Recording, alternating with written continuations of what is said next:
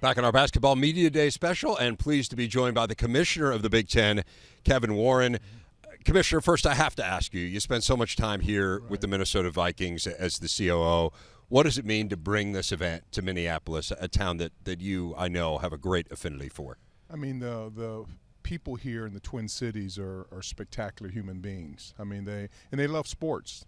And I think people are going to be pleasantly surprised how passionate they are about basketball. You think of the success of the Lynx here and the Timberwolves even last year, but just the history and the tradition, some of the greatest names that have come through the state of Minnesota.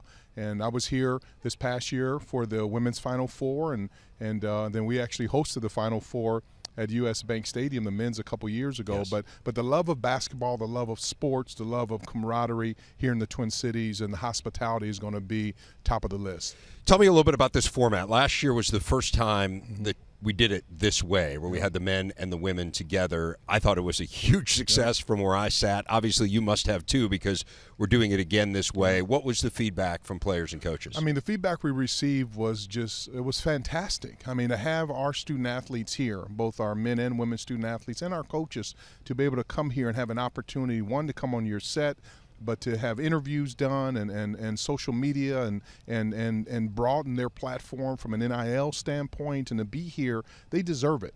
And I think people are able to see our Big Ten student athletes are unique and special. Yes, they're great in the classroom, and yes, they're great on the court, but they're also great people, very articulate. And we're going to even expand this next year. You know, we're going to interweave the corporate community and have a session with CEOs, both men and women, to be able to talk to our student athletes of kind of life after basketball. So every year we're going to do something that's a little bit better, but I think we proved last year, especially from a gender equality standpoint, that it's important to have all of our schools, our 28 programs together, to be able to build off each other. What are you most excited about as you look forward to the basketball season? I mean, that's your sport, right? You're a college basketball player. I know you have a great love of it. What gets you going? I'm excited about what returns. I mean, we lost some incredible student athletes and Nas Hillman and others who went on to the WNBA. But I think what you're going to see is us bringing family back home. But when you think about our coaches and what they've accomplished, not only from a coaching standpoint, but our student athletes. And I was really pleased to see some of our young men who had an opportunity to go into the NBA early to return back. And so I'm just excited about the coaches, the players, and the strength of our conference. One thing you can count on in the Big Ten Conference, no matter where anyone's ranked, but because of the magnitude of our coaches, every game is going to be tough. You made an announcement this morning, the conference did, the hiring of a new vice president of men's basketball, Brad Taylor. Megan Kahn came in the same position on the women's side about a year ago. Tell us a little bit about Brad Taylor and what that position encompasses. Yeah, one of the things that I saw when I came to the Big Ten conferences was an opportunity for us to be able to grow our women's basketball platform and our men's basketball platform, and for us to be able to hire Megan Kahn last year. She's been fantastic in what she's been able to do, so we're just so blessed to have her. And then to have an opportunity now with Brad Taylor, you think about what he's done at the NCAA, understanding how the tournament operates, and being around college basketball for over 20 years and being from Illinois, but just good people. Both Megan and Brad are really good people with high degree of honesty and integrity and hard work, and they're passionate about our student athletes and our coaches. And that's all I want. I want people to come in here, not to agree with me at all, but to really come in here and say, we've got to put our student athletes and our coaches first, and what can we do to make the Big Ten the strongest conference in the country. I want us to be active participants every year in the Final Four and playing for national championships and producing All-Americans and sending people to the WNBA and the NBA and putting people in the Hall of Fame. And so, I have high expectations, but I'm so pleased to have Megan and Brad here, which will be led by Diana Sable, and I'm just confident in what we are building here, and Joe's just so excited for the season. You've had a really interesting year. You just wrapped up the television deal. There's been a lot of focus on what it means for football, and I think that's pretty clearly delineated in the media. What does it mean for basketball? What it means is that every single time our student athletes are going to play, to have them have a chance to be seen and heard.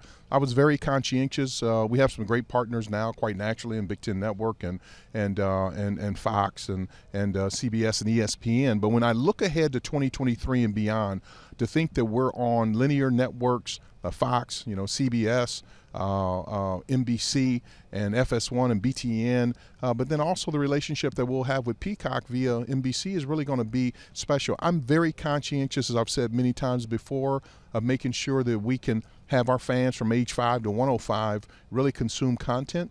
The thing that was most important to me also is to see that our women having a chance to play the Big Ten championship game on CBS on national TV. Yeah. That's never happened before, and that was really important to me. And so I'm always about elevating our student athlete to give them a chance to grow, to learn, to get a great education at one of our 14 institutions and soon to be 16 institutions, but play world-class basketball and to be seen by their family, friends, grandparents, not only in the U.S. but around the world. So I'm ecstatic about our partnership. I want to shift gears just a little bit to football, because it seems like every Saturday I see you in the press box somewhere. I mean, it's amazing the schedule that you keep, but what an exciting year it's been. We got 3 teams in the top 10. We got a top 10 showdown coming up this weekend between Penn State and Michigan. How would you assess where the Big Ten stands in the college football landscape? I mean, the thing that I like about it the most is, like you said, having 3 teams in the top 10 and Penn State and Michigan and Ohio State.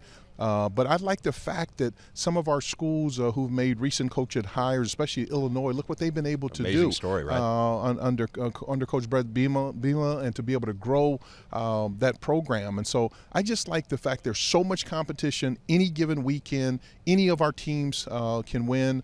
But to have those 3 teams now in the top 10 and other teams coming on. I mean, Illinois now being ranked for the first time in many years in the top 25 is really special. So I want to make sure that we keep all the recruits in the Big Ten to continually grow it. I want us to have multiple teams in the college football playoff every single year, and I want to have teams playing for the national championship. So I'm so grateful to serve all of our 10,000 student athletes, but our coaches and our athletic directors and chancellors and presidents on a daily basis. So we're right where I hope we would be here from a football standpoint, and the back half of the season is going to be really exciting. You mentioned the CFP. This is also the first time you and I have had a chance to speak publicly since the expansion of the CFP was announced. What makes this good for the Big Ten? What makes it good for the Big Ten is just more access. And, we're working as hard as we possibly can to expand the college football playoff to a 12-team playoff. Had a meeting on Sunday, had one yesterday, have meetings coming up to see what we can do.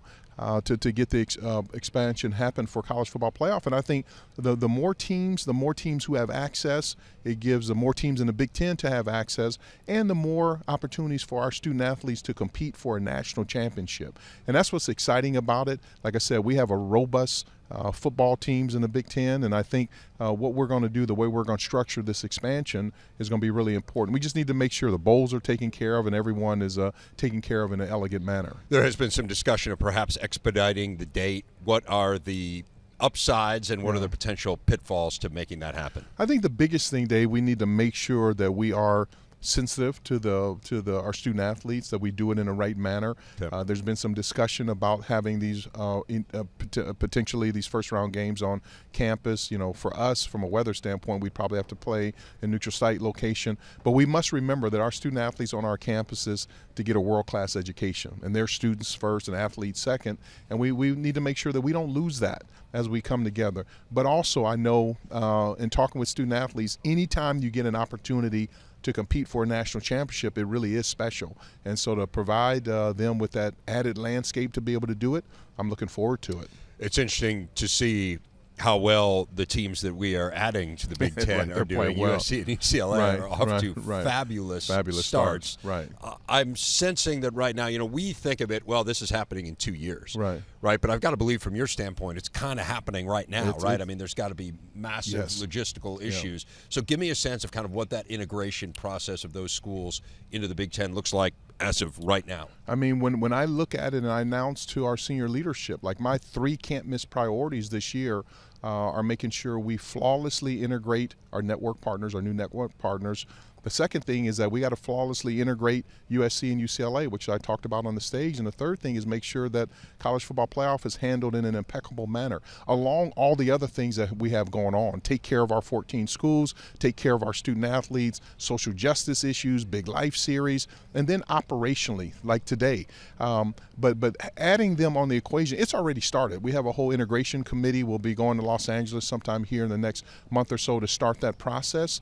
And if I've learned one thing is that you can never be too early on dealing with these issues, because we need to work on scheduling and multi-team events and making sure we deal with health and safety issues from our student athlete standpoint and travel. And I don't want it to be when you talk to USC and UCLA down the road that they say, yeah, the integration, it's been okay to the Big Ten. I want them to say that this was an absolutely white glove experience, that there's nothing more that we can do at every single level, from a chancellor and president, provost, athletic director, faculty athletic representative, senior women administrator, coaching, student athlete. I want all those voices to be heard, so when that happens that we're prepared. But the crazy thing about it, you think about our new network partners, that's next fall.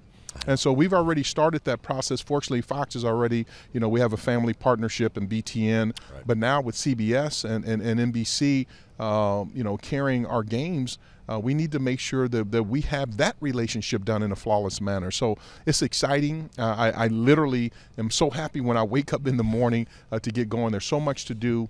But we need to make sure we take care of our current people. But we are really moving in the right direction. Never a dull moment. Never. All right. Well, we appreciate you taking a few minutes of your time to speak with us. Always a pleasure. Dave, Thanks I appreciate you. Yeah, Kevin Warren, Commissioner. Sweet 16. Once again, Diamond Miller already named preseason All-Big Ten. And, no surprise, they got a tough schedule coming in once more. And it's going to be a different roster this year than we're used to seeing for Maryland women's hoops. But we are thrilled to bring them on with us right now.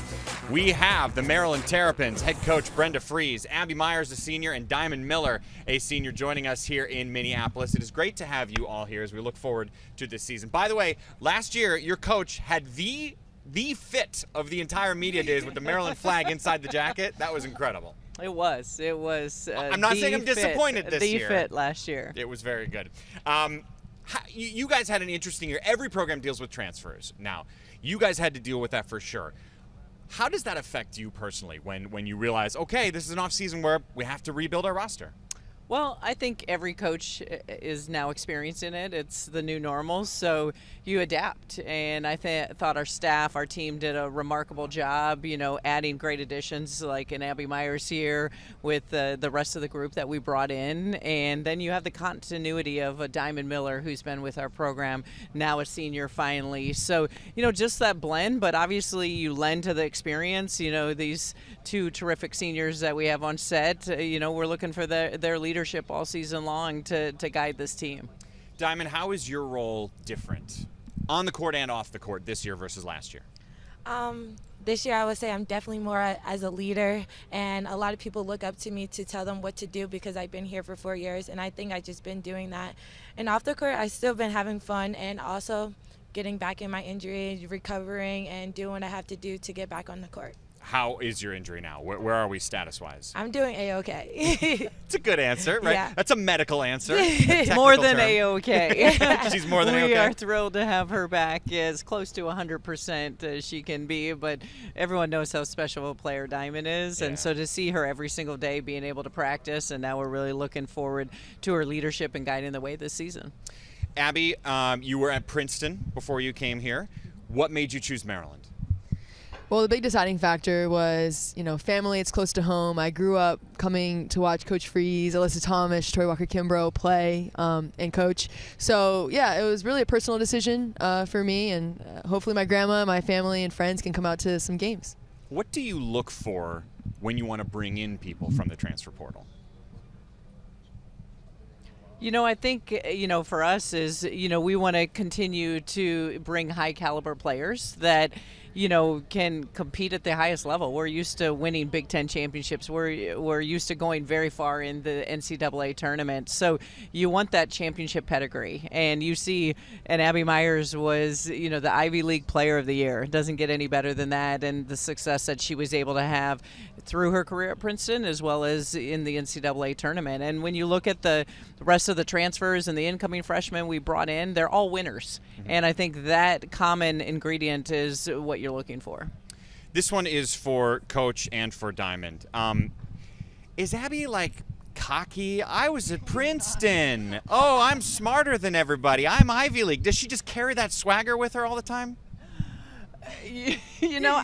No. I mean, she's as humble as they come, but I love that she does have that swagger. She has the confidence. She knows she's a big-time player, and she leads that way. She's a bucket. She can go get it whenever she wants. She also knows how to play the game at a really high level. So it's that blend that you have to be that ultimate competitor. But in practice, if someone makes a mistake, are you like, in the Ivy League, we didn't make dumb mistakes like that. Absolutely We're not. smarty pants. None of that. What is it like for you being a veteran player, but a new kid on the block at the same time?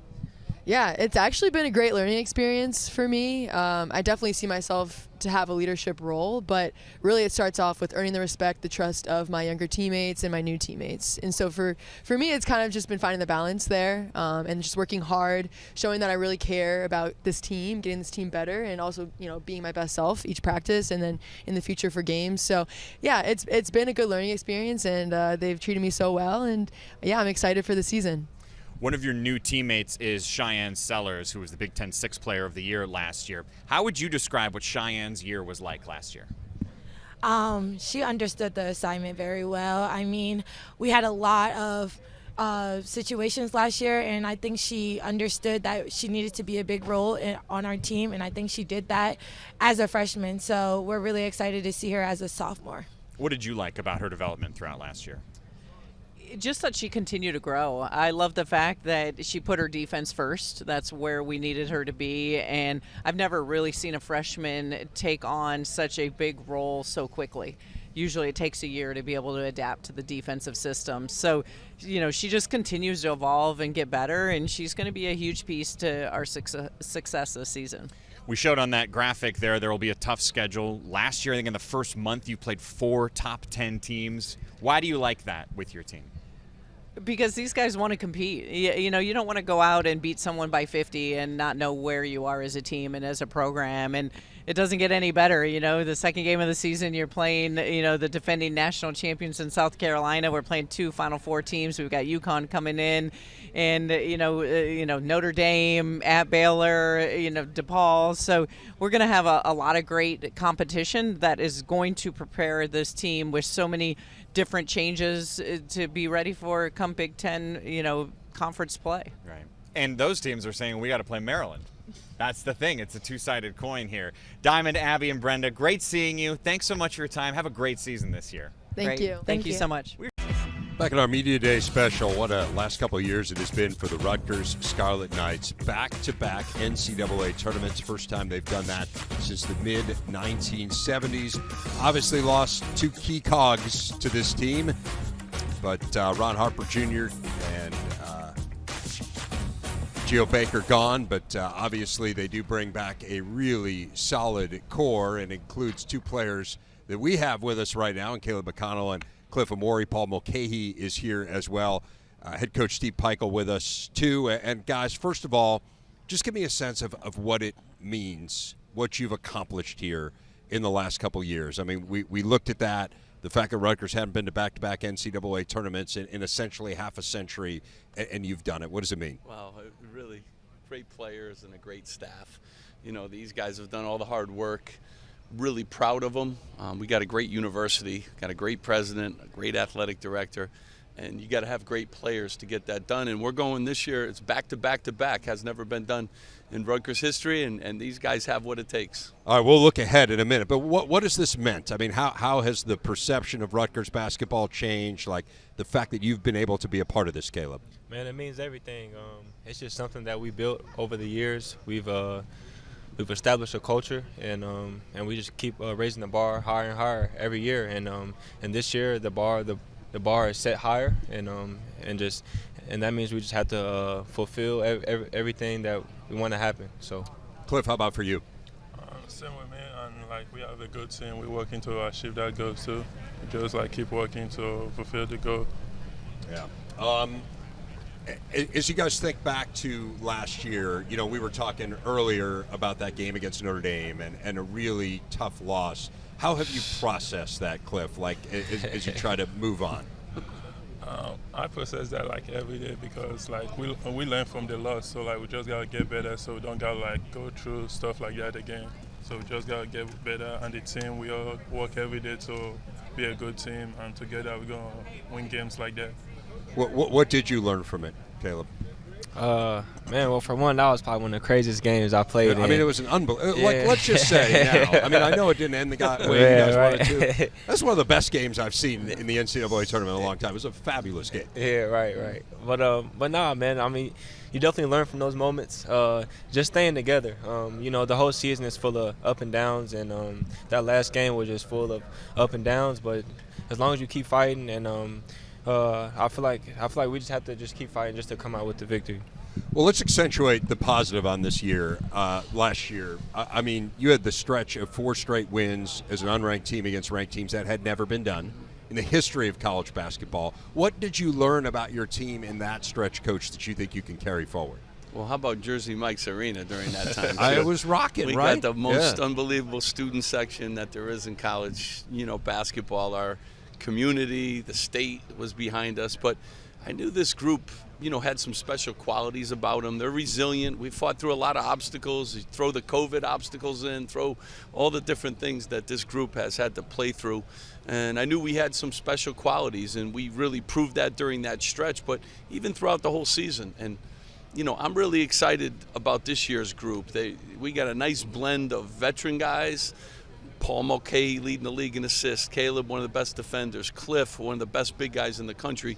But we've added some nice pieces, too. So if Jersey Mike's is rocking like this, it's going to be another tough place to play. Tell us about the pieces you've added. I mean, one that's really intriguing is Cam Spencer coming out of the portal, but give people a sense. I mean, this is, you and I were talking about, like, the roster turnover is just so stagging. You guys are on the low end of roster turnover in the Big Ten. We have 64% of our minutes back. But who should we know about kind of moving forward that could change the complexion of this team as you look to replace Gio and Ron? Well, I tell you, I mean, Mawat Mag is going to play more minutes. Dean Reber had a great year, last year and is going to get more minutes. Andre Hyatt is back, and he was our 6th man last year.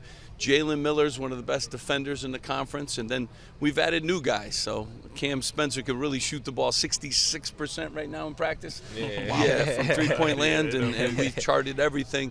A competitor and has a little fire in him, and are really excited about what he can do, along with Derek Simpson, a freshman guard out of New Jersey who's fast and athletic, and Wolfhawk, another guy we got out of Cleveland, Antoine, who's done a terrific job, and Antonio Chol, 6'9", really shoots it out of Minnesota. So we added some new guys that are exciting, and but it's going to be veteran. It's a player program.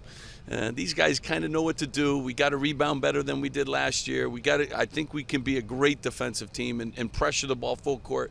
So we're a little bit different, but we still have some of the same fiber that we had last year. Yeah, I mean, the identity of this team has been defense, and the two of you are a huge part of that, Cliff, with your shot blocking ability, and Caleb with everything you do on that end of the court. You set a goal last year coming into this event to be the Defensive Player of the Year in the conference, and you attained it. What did that mean? Like, why is defense so intertwined in the DNA of this program and for you personally?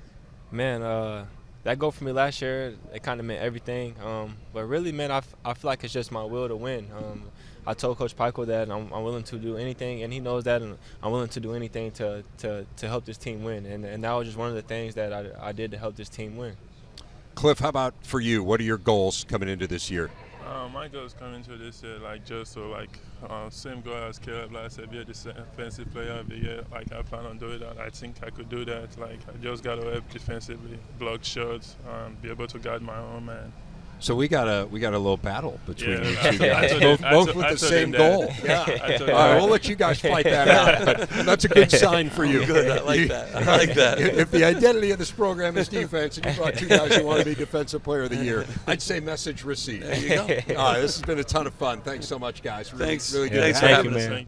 The Hoosier women are with me, and what a year they had last year. 24 wins on the season, a 3 seed in the NCAA tournament, which was the highest in program history. Made it to the Sweet 16, hosted first-round NCAA tournament games. They were an excellent team from start to finish. Oh, by the way, Teri Moren picked up win number 350 in her tenure that past year. And sure enough, Teri Moren, Grace Berger, and Mackenzie Holmes are all joining me here at the desk. And I want to start with this. did you really try hard to get an 8th year out of Pat Burke? I mean, couldn't we have gotten one more year out of Allie? No, we did one better. We hired her. So she's on our staff. And she's going to be terrific. You know, she had a chance, opportunity to go and play, overseas or start her coaching career. And, she chose to stay on, and we're excited for her. She has a really bright future. Pretty impressive stuff. Mackenzie, unfortunately, had this injury in the middle of the year. How did that change things for your team, looking back on it? Well, I think the biggest thing was, we had to learn to play without Mac. That was an adjustment. That was a transition. That took some time. But I will say this, I do think it made us better coaches. Our staff, who's so terrific, we had to learn to play different. We played small ball at times. We were able to, obviously play the normal way that we were used to playing, but we had to make a lot of adjustments, and it does. That takes time, and I think that was the hardest thing, was learning to play without her, right after it happened. But a lot of really great things came of it. Chloe Moore McNeil got more minutes. She shows up big as the season progresses. We get into the Big Ten tournament, and has to show up, in a big way. So some of those kids that we count on the bench really had to grow up fast. What was it like for you, not being able to play for so long? It was really hard. Just kind of put things in perspective for me. I had never been sidelined before in my life. It's not during a season. I'd never missed a game before that point. So, but I just tried to make the most of it, cheering those people on that, Chloe and KB, who needed to step up and give us a lot off the bench, just trying to stay on them and making sure that they knew how important it was for them to step up in that moment. So. By the way, did you know you're sitting next to, if my math is right, the winningest Indiana women's basketball player of all time? Did you know that? I believe it. What is that like? I mean, you have one more year. You are going to leave a ridiculous legacy at that school. Yeah, I kind of had an advantage with the extra COVID year, so I'll use it. Yeah. But every time I hear that, it's crazy, for a program that means so much to me, just to have the opportunity to put on that jersey every game and not only do that, but, win a lot with my teammates and my coaches. It's been really special for me. What makes this year a success? Championships. That's pretty much it. Tell me what your head coach does best. You start, Mackenzie.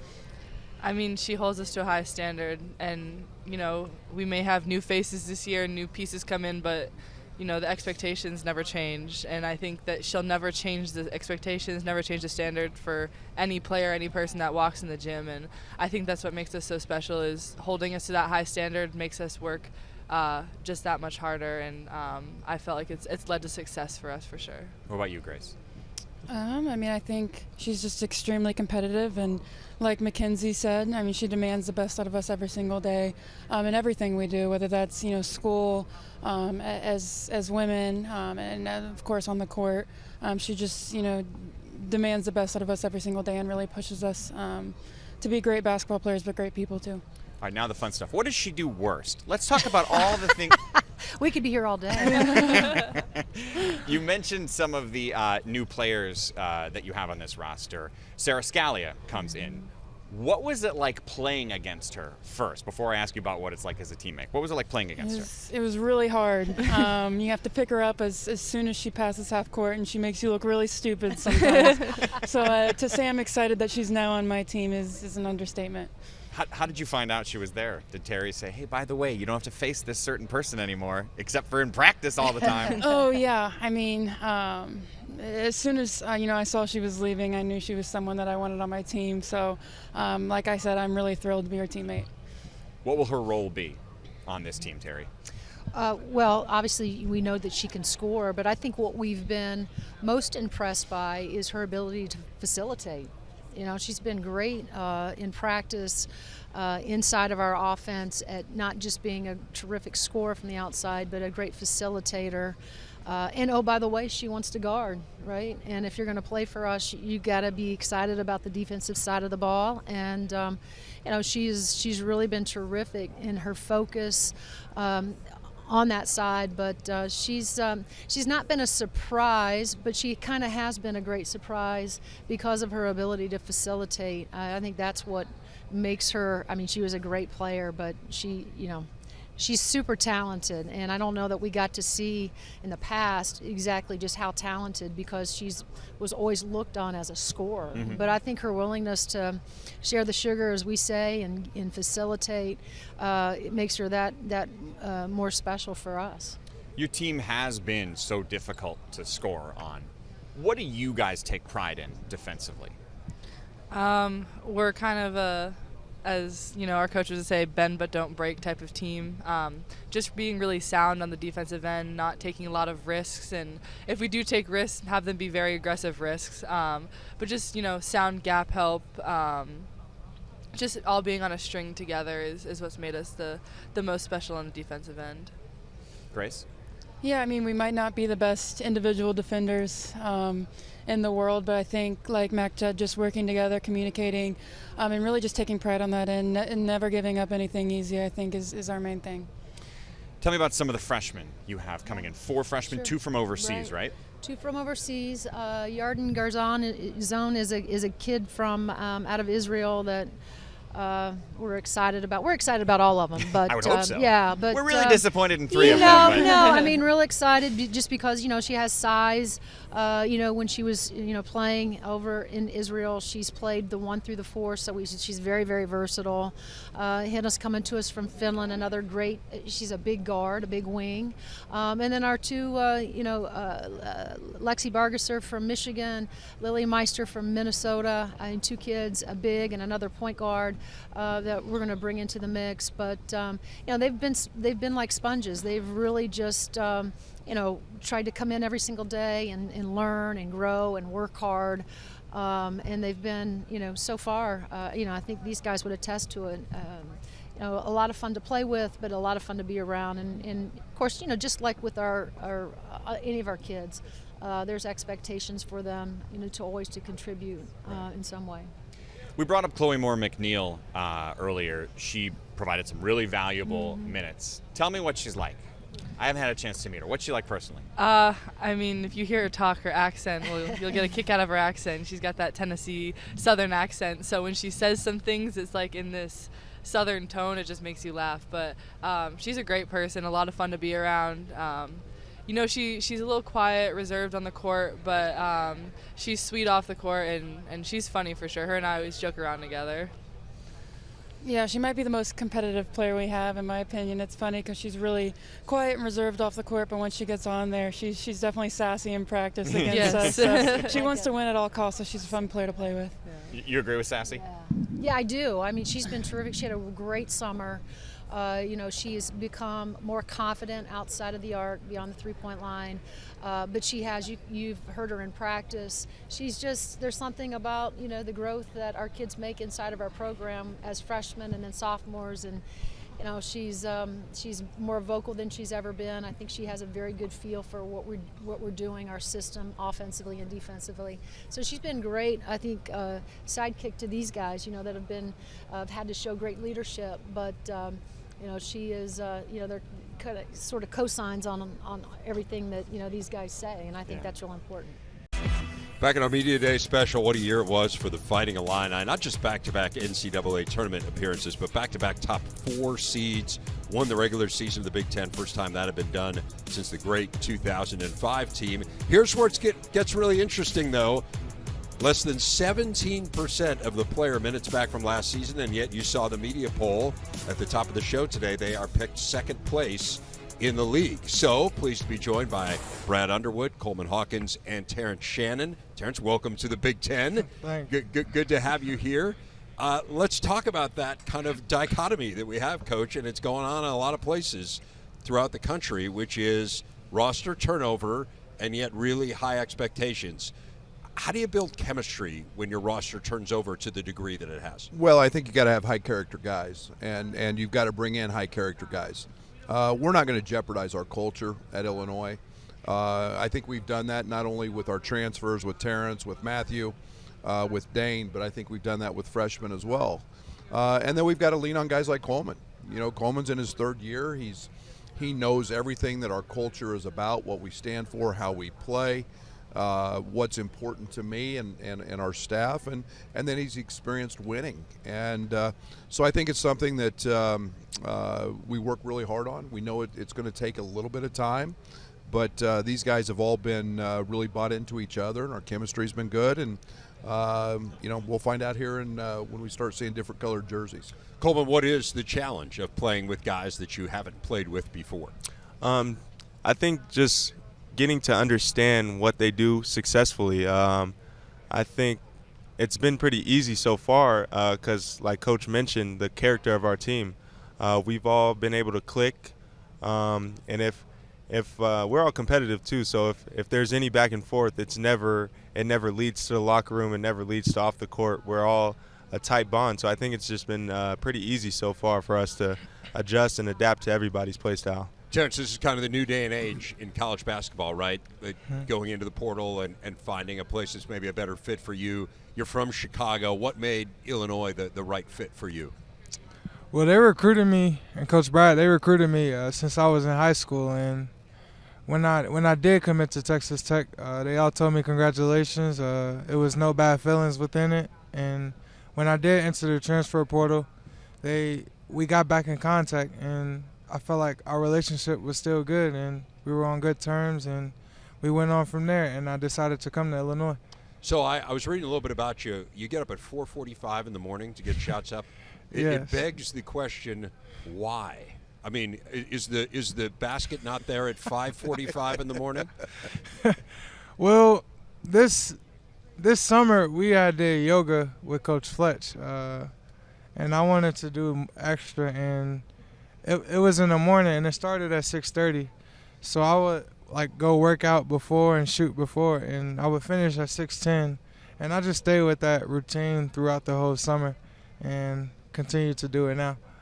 Coleman, what do you think when you hear about a guy getting up at 4:45 in the morning? Well, he's actually my roommate, one of my roommates. So I've. So you don't just hear about it; you hear it. Yeah, I've woken up, but I don't mind it. There's different types of players out there, and Terrence wants to be that beast. So that's his routine. He stuck with it. You might be different, like me. I think a well-rested night of sleep will help me perform I'm with better. you, Coleman. So I'll go with the both. sleep. Yeah. But, yeah, Terrence is a hard worker, so, yeah. The backcourt is a huge unknown to Big Ten fans, right? I mean, Sure. we don't know a whole lot about Terrence. Now you can turn on YouTube and you can see how good a player he was at Texas Tech. We don't know about Sky Clark, right? I mean, you can see how good he was in high school. Give us a sense of that backcourt and how it's coming together, because you had some veterans back there last year. Yeah, I think it's going to be very versatile. Obviously, we lose Trent Frazier, and I've said this many times, Trent could have run our practices. Being in the system 5 years, he was reliable, he was dependable. I knew exactly what I was getting with him, and yet I'm equally as excited about this group of freshmen, and we've got 3 or 4 of them that will all play. They'll all help us. Are they going to make some mistakes? Sure. But we've got a guy like Terrence who will slide over and be able to play on the ball a great deal. He's done that before. We played Coleman there last year due to injuries. We played him a lot on the ball. It will look different, but I think we're going to be just fine in terms of our ability to be versatile. We're playing a little bit different style. We're not just pounding the ball into Kofi. So we're playing a little faster, up tempo, and we have multiple guys who can fit in. Right. So how do things change in the front court, Coleman? You were the one to say Kofi's name first, not me, but right.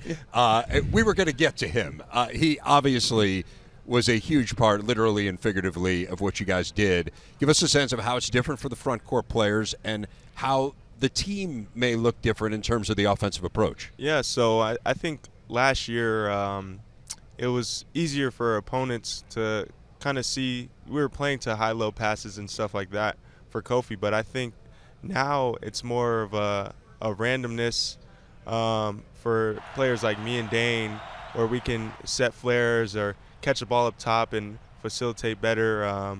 So I think it's just been it's been easier for me and Dane to be a part of a system where it's not kind of looking for certain passes or having to post up. It's more of kind of being ourselves and And defensively, I know I'm gonna be up for a challenge to guard fives. Dane will do a great job guarding fives, but different nights we'll have different schemes to guard guys. But I'm like I said, I'm a competitive player, so I'm gonna take pride in guarding some of the best centers in the country, in the league here, like Tracye Jackson-Davis, Zach Edey, Cliff, and all the guys down the list. So yeah. We haven't really mentioned R.J. Melendez. I want to get your take on him, Terrence. This feels like in this league last year, and I know you didn't play in it, but I mean we had some players make huge steps forward, right? Keegan Murray, Johnny Davis. There is a sense that R.J. can be one of those guys this year. So give us a sense as a new teammate what you see from him. From when I would say this, from when I first got here in May till now, I've seen tremendous progress, and within RJ, he's gotten way better. He's more aggressive now. He's shooting the ball a lot better. He's gotten tougher. He's starting to improve more on defense, and Coach Underwood is getting after him. And we got guys like me, Coleman, and Ty. Like we're competing with him, and I feel like that's making him a lot better. I've never known Coach Underwood to get after anyone. I don't do that. Yeah. And it's not in my DNA at all. It's a gross mischaracterization. Just I'm always smiling and looking forward to a round of golf with you. It's a ton of fun. Guys, looking forward to a great year from the Fighting Illini. Thanks so much, and enjoy the rest of your time here in Minneapolis. Thanks, Dave. Appreciate it. All right. It was a pretty good first step for Katie Gearlds in her first year as the head coach, Dave. How about a 10-game win improvement from the year before? And, of course, Gearlds, a star player at Purdue, won a couple Big Ten tournament titles, went to the Sweet 16 3 different times, but just got handed the program a couple weeks before Media Day last year. She's joining us now alongside a couple seniors, Cassidy, Hardin, and Jeanae, Teri. Before we do anything, for the sake of appropriateness, I want to give you the opportunity to make fun of Robbie Hummel at the beginning. I always want to give you that opportunity. I can't do it today. I gotta be good to my guy, Rob. That's disappointing. So you've changed in a year, haven't you? A lot has changed, Mike. A lot has changed. I was mentioning at this time you had like 2 or 3 weeks last year where the reins of the program were handed to you. As you look back now, 12 months later, how do you describe what the last 12 months were like? It was a roller coaster, really, but a really fun ride. These two, especially, and Madison, who's here, they believed in me from day one. So the best thing was back here answering all those questions. I know what to say now because last year, we're still figuring each other out, and they didn't know what I liked, I didn't know what they like, and now we have a good idea of who each other is. How do you feel you have grown in the last 12 months? Honestly, it's just I learned a lot of self-reflecting in the off season. I've got to be a better leader. I've got to be a better leader to my team, to my staff. Just looked in the mirror and figured out I've got to do some things differently, and hopefully this group will follow along and will be fun to watch. How does the culture of this program feel different now versus a couple years ago? I think the culture has changed a lot since Coach Gearlds has been here. Last year, she didn't have much time to really get everything in she wanted, or the little things that she wanted to change. But now that we've had an off season, we've had the summer, preseason, I really think the culture is back where Purdue needs to be, and I think it's going to continue heading that direction, and I'm excited to see how that translates to the court. It's changed a lot, just being in the program, seeing from what it's went to in a year. Everybody is fond of each other. We know each other. We know what each other want.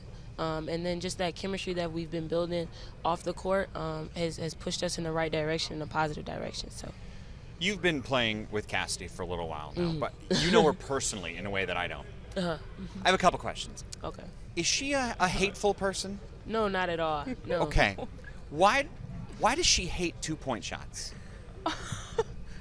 Because me and Cass have this thing where it's threes are more than two. So yeah, That's just unique to you two. Yeah, so yeah, it's me and her. Yeah. So. Okay, so I did the math. Right? You played about 31 minutes, so it's not like you didn't get in the game very much. Do you know how many 2-pointers she attempted last year? How many? Take a guess. I'm going to say 7. More than that. It was 24. Oh. But for comparison, you made 78 threes, and you only shot 24 twos. How about this? In your career, 4 years, how many 2-pointers attempted? 60. What do you hate about the 2-point shot? I know my role, and I know what I'm good at, and like Jeanae said, threes are worth more than two, so why not shoot a 3 if I'm open? I assume she's got close to a green light because of her effectiveness from deep. No doubt. Everyone on our team has it.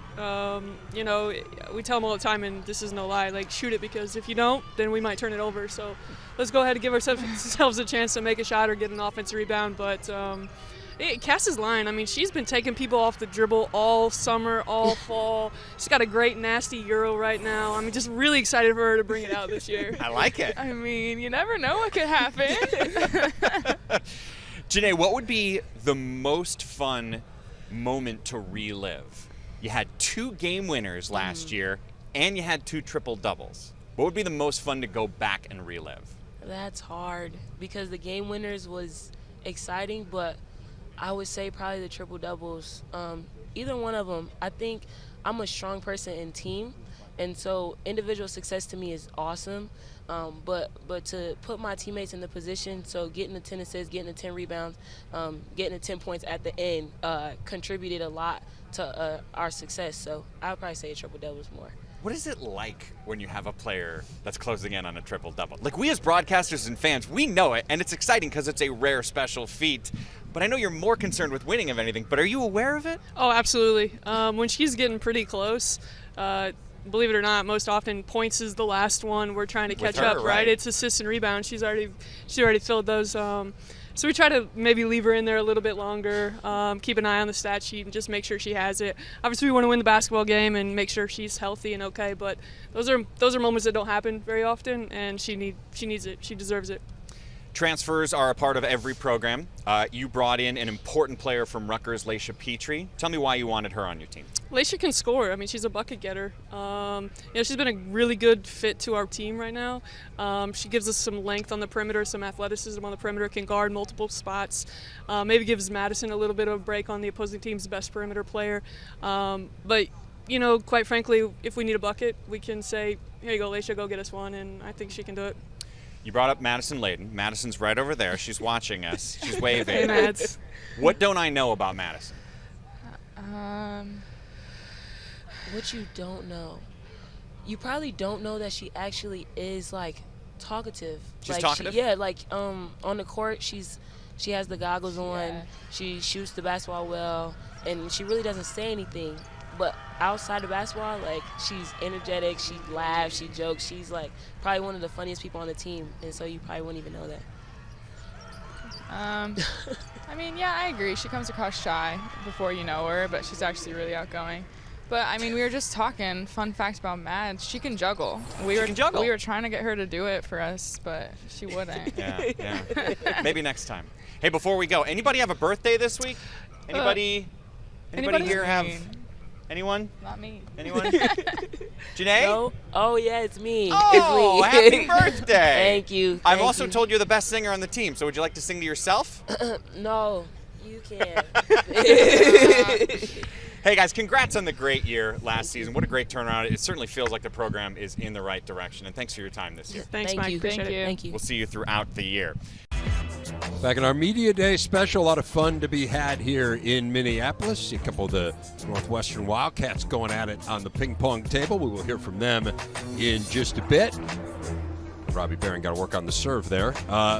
In the meantime, we're focusing on hoops and Indiana, and what a season the Hoosiers had a year ago. Year one under Mike Woodson, got back to the NCAA tournament, had been quite a while for them, and the big story is what's coming back this year. You see more than 78% of their minutes, including the preseason player of the year, Tracye Jackson-Davis, who joins us now, along with his teammate Race Thompson, head coach Mike Woodson. Before we get into this, That jacket is good. I mean, the candy stripe jacket.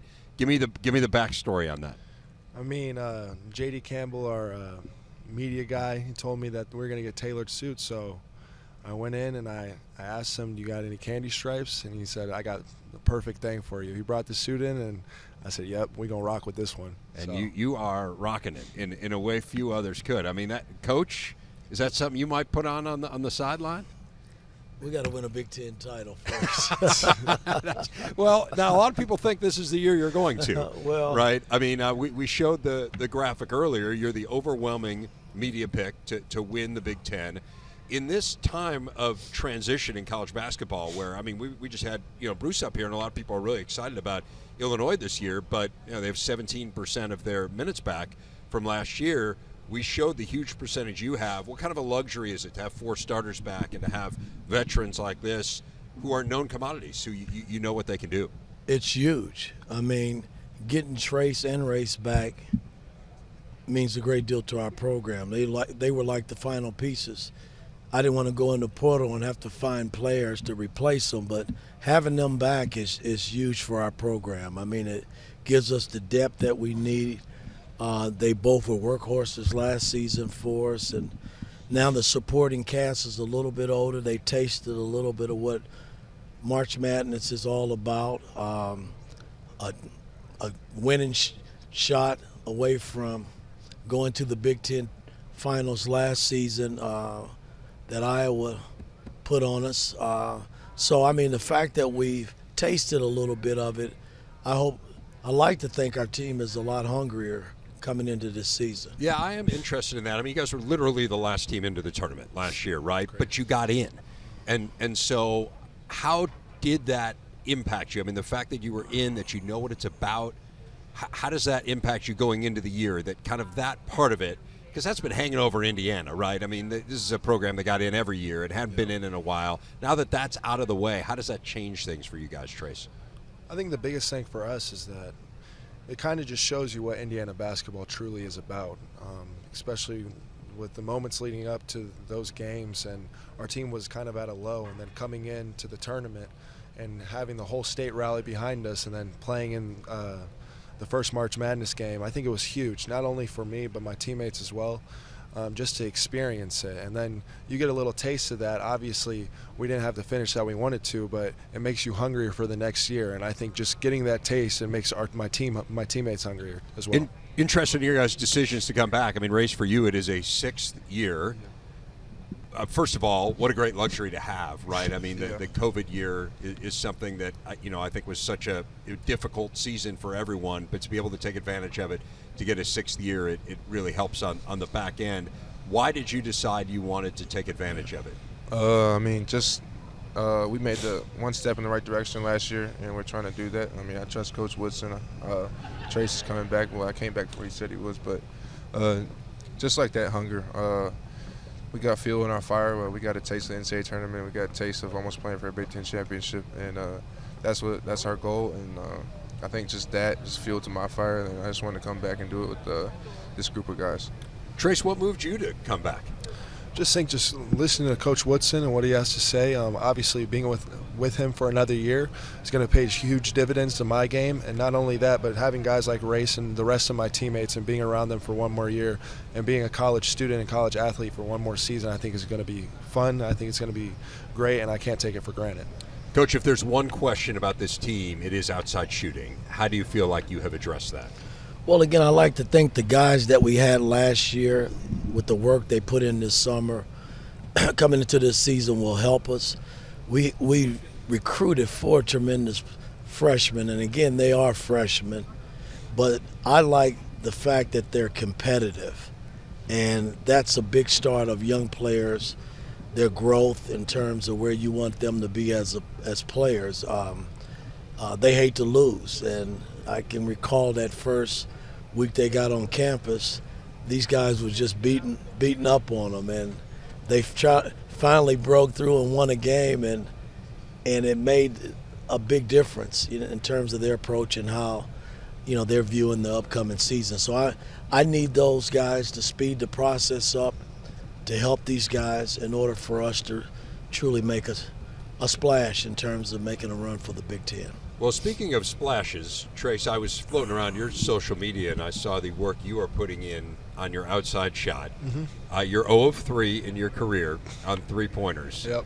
I feel like this is the year you're going to hit some. What's the first three-point celebration going to look like for you? I don't know about any three-point celebration because this man right here, he's not a big fan of those. So we're just going to take it approach as we do this. Even though it'll be my first time doing it, we're going to act like we've been here before, doing it before. So that's what it's going to be. In all seriousness, what's the balancing act for you in terms of working on your bread and butter, which is obviously the inside game, but expanding your game, which will be important for you guys, not just this year because, frankly, you need the outside shooting, but also going forward into the NBA? I just think that the biggest component for me is not just relying too heavy and not thinking about just shooting those shots, because obviously my bread and butter is the inside. And that helps us win games, and I'm all about winning games first, but just sprinkling a little bit of that outside shooting so scouts and NBA execs can see that stuff, just to know that I'm able to do it.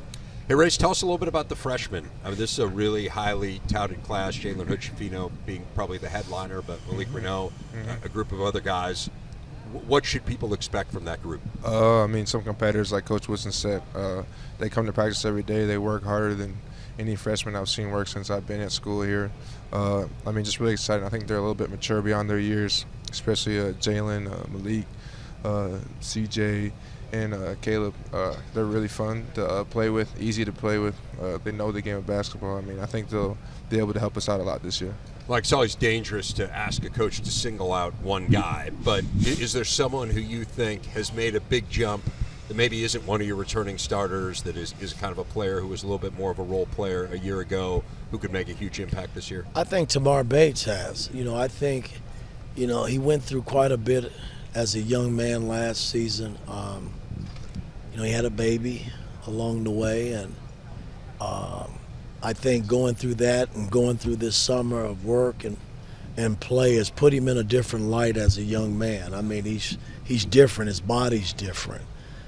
He's playing differently, which is kind of nice to see because of all the work that he's put in as a player this summer. So, when you see the gratifications come to light, now we just got to put it in real form once he gets to the ball games to see where he is. But I like what he's done so far for us. Give us a sense of the vibe on campus. I mean, it just seems like there's so much excitement surrounding this team, Trace. Like, kind of how does that day-to-day when you're walking around, what's that like? It's everywhere. Hoosier hysteria is what they call it. And just even the little bits and pieces of things that we've done with, like, the media and just how the fans are so excited to be out there. And then our midnight mass that we had, Hoosier hysteria, I thought was a really, really good time. And people are actually, like, super excited about this year. And I think I speak for me and my teammates. We're just ready to get out there and play ball. So. Right. I mean, the flip side of it is a lot of pressure, Race. You like that pressure? I mean, you wouldn't go to Indiana if you didn't like pressure. So I think that's something that everybody on the team knew we were going to get when we all committed to Coach Woodson and Indiana University. So if you didn't want that, you shouldn't have came to Indiana. What's a successful year for you guys, Coach? Again, I mean, we try to take it, and I'm be blank. We try to take it one game at a time, one practice at a time, and see where it leads us. Our goal is to win the Big Ten and win the. That's the only reason why I came back. And I tell these guys all the time, why are you playing in the Big Ten? You're not playing in the Big Ten to come in second or third or last. You play the Big Ten to try to win a Big Ten title, and that's what's facing us this season. I mean, and we got a grand opportunity, but again, we got to get better in practice every day we step out on that floor and make it a carryover once we get to the ball games. What has to happen from your point of view for you guys to win the Big Ten? Like, what are the biggest questions that you come up with? I came in with outside shooting, but what are your questions? Well, again, we got to stay healthy, number one. Right. Number two, yes, we got to make shots, but our defense has still got to be our staple. I thought all along last season we were in every ball game because we defended. And that can never go away. I mean, that will always put you in position to win a basketball game. And so we're preaching defense, but it's not going to hurt now if we can add a little offense to that too. So make life a lot easier for me as a coach, me and my staff. As you guys, and I'll ask Trace and Race the same question, and then we'll wrap up. Like, kind of as you assess your team, what do you think are the things that need to happen for this to be a Big Ten championship team, or even a Final Four type team? Yeah, I just believe what Coach Woodson said. Just one day at a time. We just can't get too ahead of ourselves. And if we do that and we play together, we play as a team. I feel like last year coming in, we didn't really know each other very well. We had a lot of new guys, and so just building team chemistry and bonding has been huge for us. And now we kind of know our strengths and weaknesses, what we can do, and so just meshing and our team chemistry is great. So I just think that's the biggest thing: just play with each other, play for each other. Race. Yeah, I would say the same thing. Just the chemistry, and then defense. Sticking to that. I think that was our staple last year, like Coach said.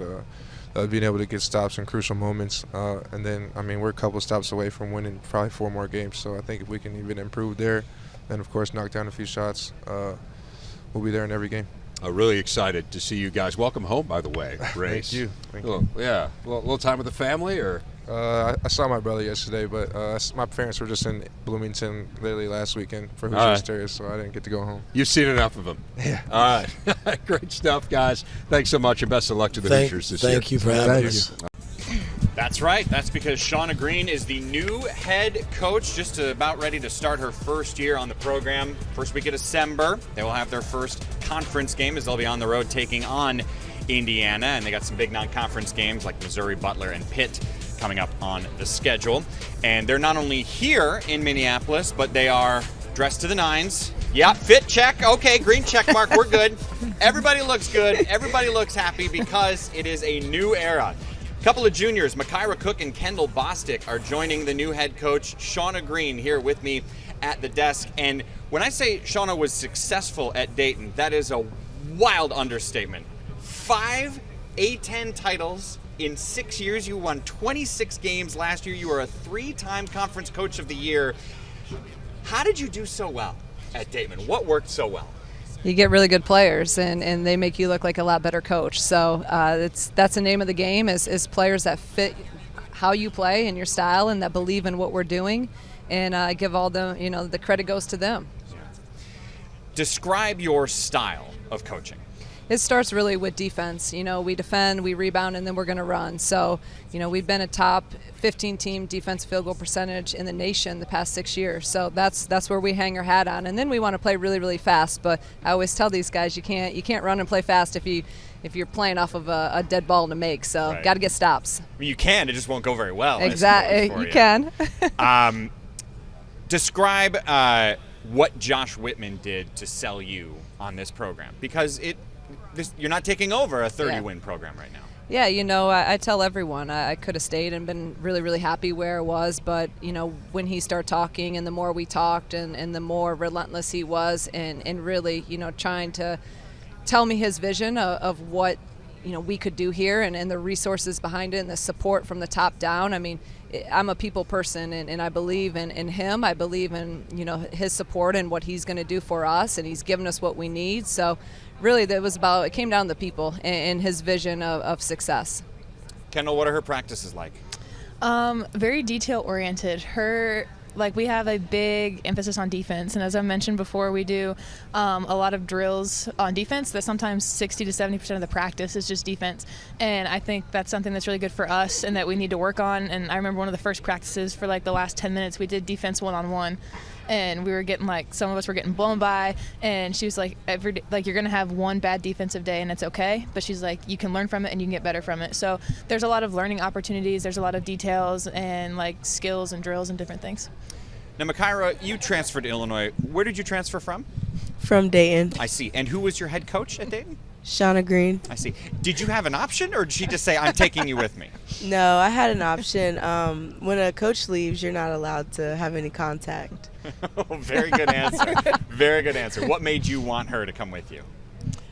Why did you want Makira? I mean, from the moment we recruited her and when she got to the campus at University of Dayton, she was just a key piece to us. And, again, give her credit. She's continued to develop every single year, and she's just one of the best guards in the country. And for her to come and be able to compete at this level, I think was a challenge for her as well. So she's an elite player, and more importantly, she's an elite person. What's her style of play like? What are Big Ten fans going to see when she's on the court? She's probably gonna have a ball in her hands a little bit more this year. Last year she played off the ball a little bit more, but she can play, multiple positions, and she's a scoring point guard, which I really, really like in our system. So she can get to I think she is I say this all the time, she's a guard that can get her shot off at any time. And not a lot of women in our game can do that, and she can get it off at any time. What's Coach Green like in games? In games, Coach Green she's intense, but like a good intense. She allows you to give some options of like, say something wasn't working and we wanted to run something like, hey, Coach Green, we should run this. She would like give us an option.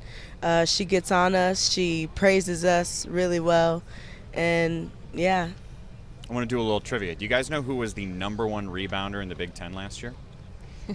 Kendall Bostic. That's right here, sitting next to us. Bostic. What makes you such a good rebounder? I think rebounding is just something that comes with effort and hard work, and it's something that I really put my mind to last year. My offensive game wasn't kind of where I wanted it to be last year, so I took to rebounding, and I said I'm going to do this to the best of my ability. It's going to help my team in every way possible, and I enjoy it. Like, I know a lot of people don't, but I think it's something that I take a lot of pride in. It's effort and hard work. What are some of the things that you guys have done as a program? Because it's been 6 months that you've been there, roughly, something like that. Bonding-wise, what are the things you've done to try to have this team bond? We've done like potlucks as a team. Like, we'll each kind of cook a little dish. I know we have card nights at our house a lot of the time. We love cards. What else have we done? We've been at Coach Green's house every weekend. Yeah. So that's been really fun. You guys mess it up? Mess it up, run through her house. And they don't clean up either, so that's on me. Eat all the food. What kind of card games are we playing? Cards Against Humanity, 500. Monopoly Deal. Uno. Cards Against Humanity with our coach? Oh, no. Okay, I was going to say, that's aggressive. Potluck, who brings the best stuff? Or who's the worst, if that's easier? The best. We'll go with the best. The people who bring the best things. Genesis, she made some good stuff. Our freshman made some good stuff. They have really good cookies. Kendall made our household like some really good fruit dip. It was fruit dip. Okay. Yeah. I know it's multiple things, but if there was one thing that you're like, if we're going to succeed as a program, we have to do this. What is this? I think it starts with defense. We got to be able to defend. That's going to put us in a position to at least be in a position to win games. So starts with that, no question. Makira, Kendall, Shauna, thank you so much for being here. Good luck in the first year in charge of the Fighting Illini. Thank you so much. Thank you. Thank you, Mike. Just up the road a piece, the Northwestern Wildcats. You see the season outlook for them. They did lose a couple big players in the transfer portal, but still in the top 3 in the Big Ten in terms of returning minutes. Added a big as well in the portal and return a veteran backcourt. We've got 2 of them here, Chase Audige and Boo Buie. You see those 2 along with their teammate Robbie Barron as well earlier today with Coach Collins. They are ready for Big Ten Media Days, and they are joining me right now. Again, Chase and Boo, great to have you guys. Chris, great to see you again. Last year, towards the end of the season, it felt like it came together. You won 6 of your last 12 against conference opponents. How can you carry some of that momentum forward? We'll hopefully draw upon some of those experiences. We were kicking ourselves because we felt like we had a team that was competitive with pretty much everybody in the league, and we had 11 losses 5 points or less, and that's the fine line in this league of really being a tournament team versus kind of being to the middle or bottom of the tier in the conference. So, you lean on these guards. I got 2 guards here that have been 3- and 4-year starters. You hope that the experience that they've gone through, they've been really good players in this league. We returned 5 of our top 7 scorers from last year, and hopefully the continuity and experience will help us as we go into this year. It's interesting, and Chase and Boo, I'm interested in both of your guys' takes on this.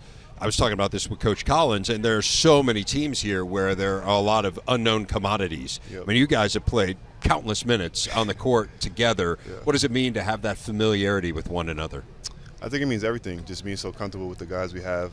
Obviously, me and Boo have been at Northwestern playing together for the past 3 years, so it's definitely, good knowing that, my point guard, knows where I like the ball, I know where he likes the ball, and us really learning how to play off each other in these past couple of years. And I think, adding the young guys in and the players come back from last year, I think it's something really special. And as you said, like, the league's so new this year, so I can't even tell you who's who, but just knowing who I got on my team is what's most important. How about from your point of view, Boo? Yeah, just going off of that, having a veteran backcourt is huge, especially for the young guys.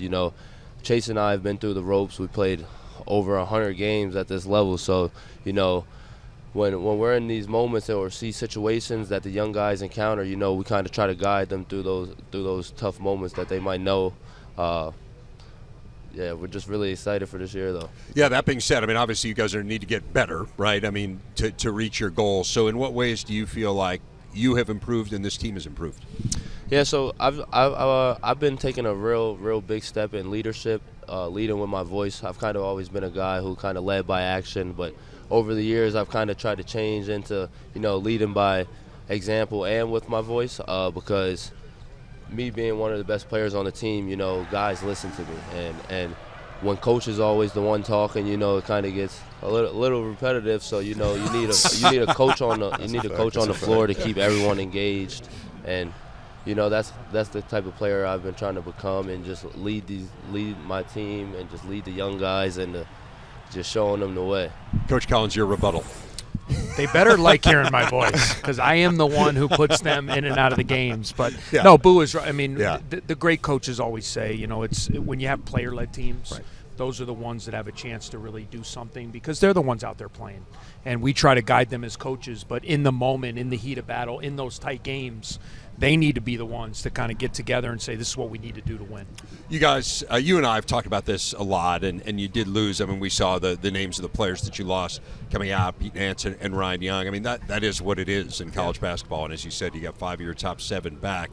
But the front court is the question mark. So give us a sense of how that group is coming together. Yeah, I mean, they're going to be guys that really haven't been thrust in those roles. I mean, really, the last 3 years, you've had Pete and Ryan kind of manning the up front, the minutes, the production, and those guys were terrific players for us. So, we don't expect any of our guys, whether it be Titus Verhoeven, who's a transfer from UTEP, Matt Nicholson, who's a young big guy who really hasn't had a chance to play a lot, playing in those guys' shadow. We have a freshman in Luke Hunger that we really like. So, nobody's going to really do what Pete did or do what Ryan did, but can they collectively play to their strengths? Can they give us physicality?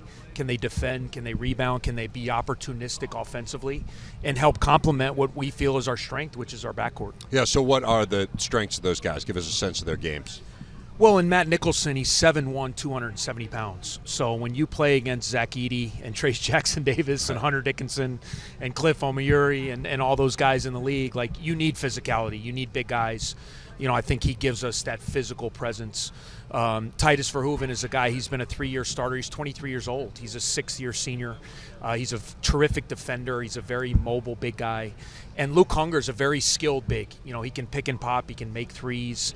Very skilled, inside-out type of big guy. So we feel like the collection of those guys can really complement what we have on the perimeter, and hopefully the minutes they'll get early in the year will help them really be ready for when we get to conference play. So those are some of the unfamiliar names, I think, for a lot of people, or less familiar. But what about guys who were on the team last year, Chase? Who do you think's taken a big jump of your returning teammates? Man, depends on how much time we got, to be honest. We got time. Brooks Barnheiser, one that jumps out to mind right now. He's had a great offseason. I think he's really took a step with his confidence, just his leadership and just his impact. I think, he's really going to be special. I think Ty Berry, he's been shooting the lights out in practice. He's a guy who, had some ups and downs through his career at Northwestern. Last year, he was starting and then, got his starting position taken, but then I think he really responded well. I think a lot of people in that situation would have went a different type of route, but he was so positive, and I'm proud of him as a teammate and just even as a person, just how far he's come. Robbie Barron, I think when Robbie's good, we're good, to be honest. His energy, his defense when he's hitting shots, I think that's something that really can take us over the edge as a team. And, I could go down the list, like as Coach said, Matt Nicholson, his improvement over the summer, like if I could give an MVP award, it would be to Matt Nicholson, just his energy, how much he's gotten better, listening to coaches, listening to teammates. And I'm excited. I think everybody's really taking a step in what they need to do with toughness, mentally, physically, and I think this year is going to be one to show for us. You made some interesting changes in your staff. Brian McIntosh now a full-time assistant coach, which I think is pretty cool for those who know the history of the program. You brought in Chris Lowry as well, someone I know pretty well from his time at SIU, and really an experienced head coach. Tell me about those changes and what those mean to your staff. Yeah, I think at the end of every year as a head coach, you evaluate, kind of where you're at.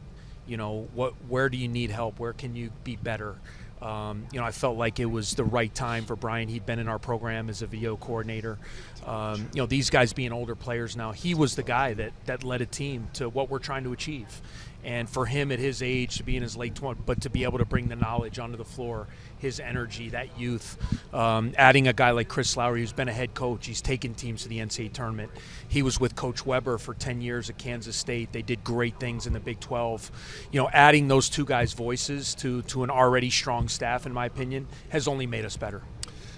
With the backcourt, you guys last year, it felt like at times struggled a little bit with shot selection. What's the balancing act of being aggressive but knowing when's the right time to kind of pull it back?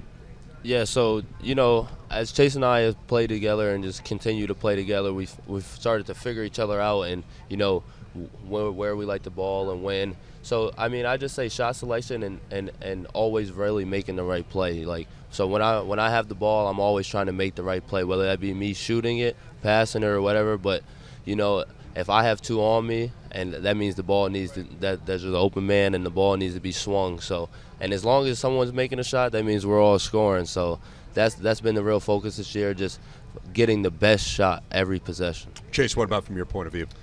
Yeah, I think Boo hit it right in the head.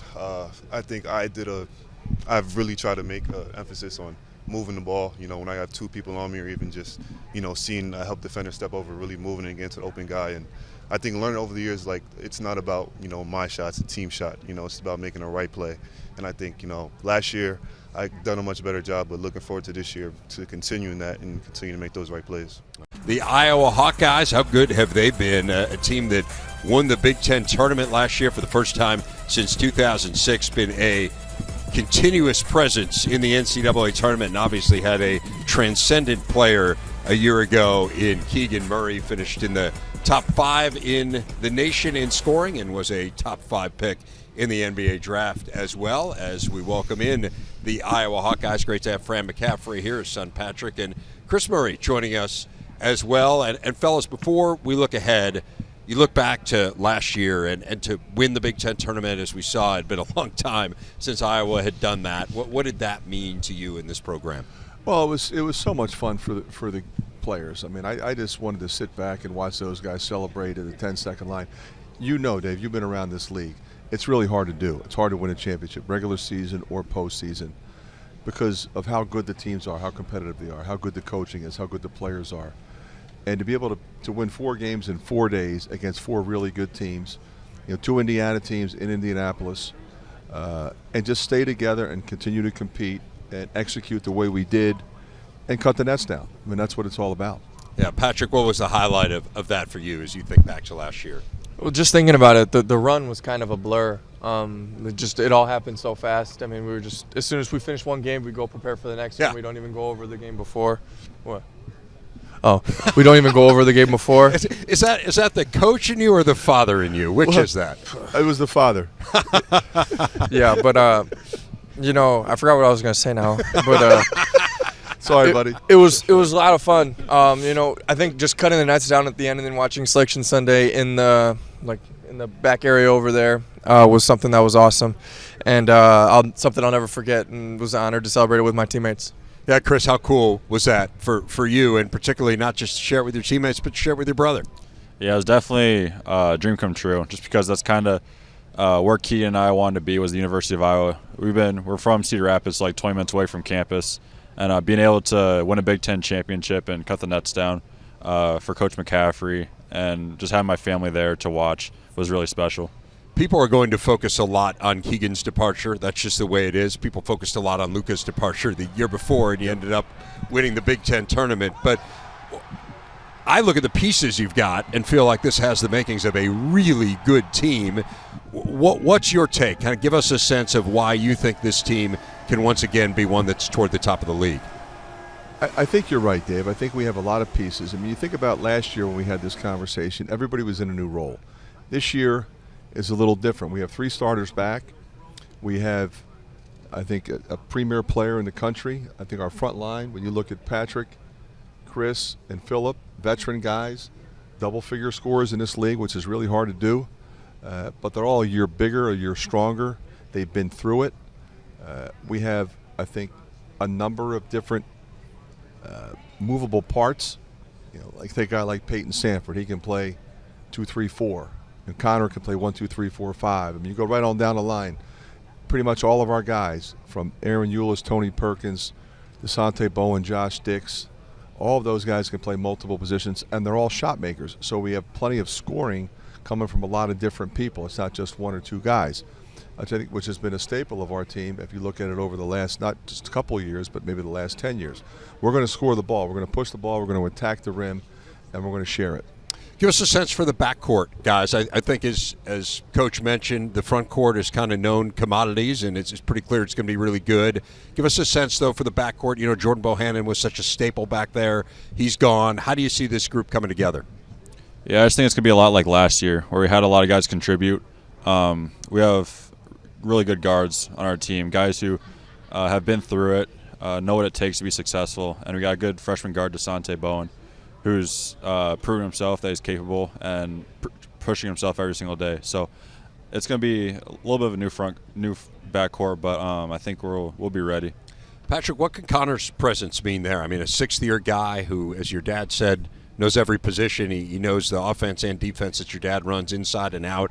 What does his presence as a 6th-year player mean? Yeah, I mean, obviously somebody who's been there for a lot. He was there.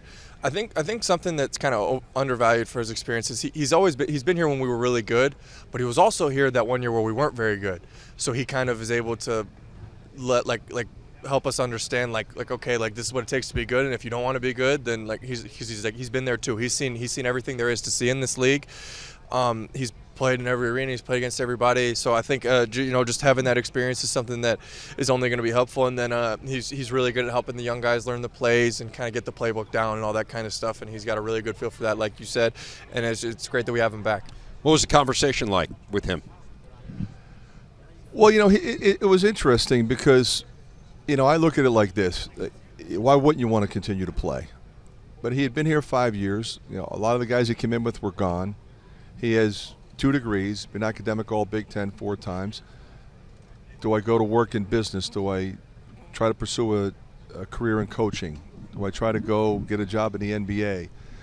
All the things that, most seniors, he's a 5th-year senior, are thinking about. He was a double major.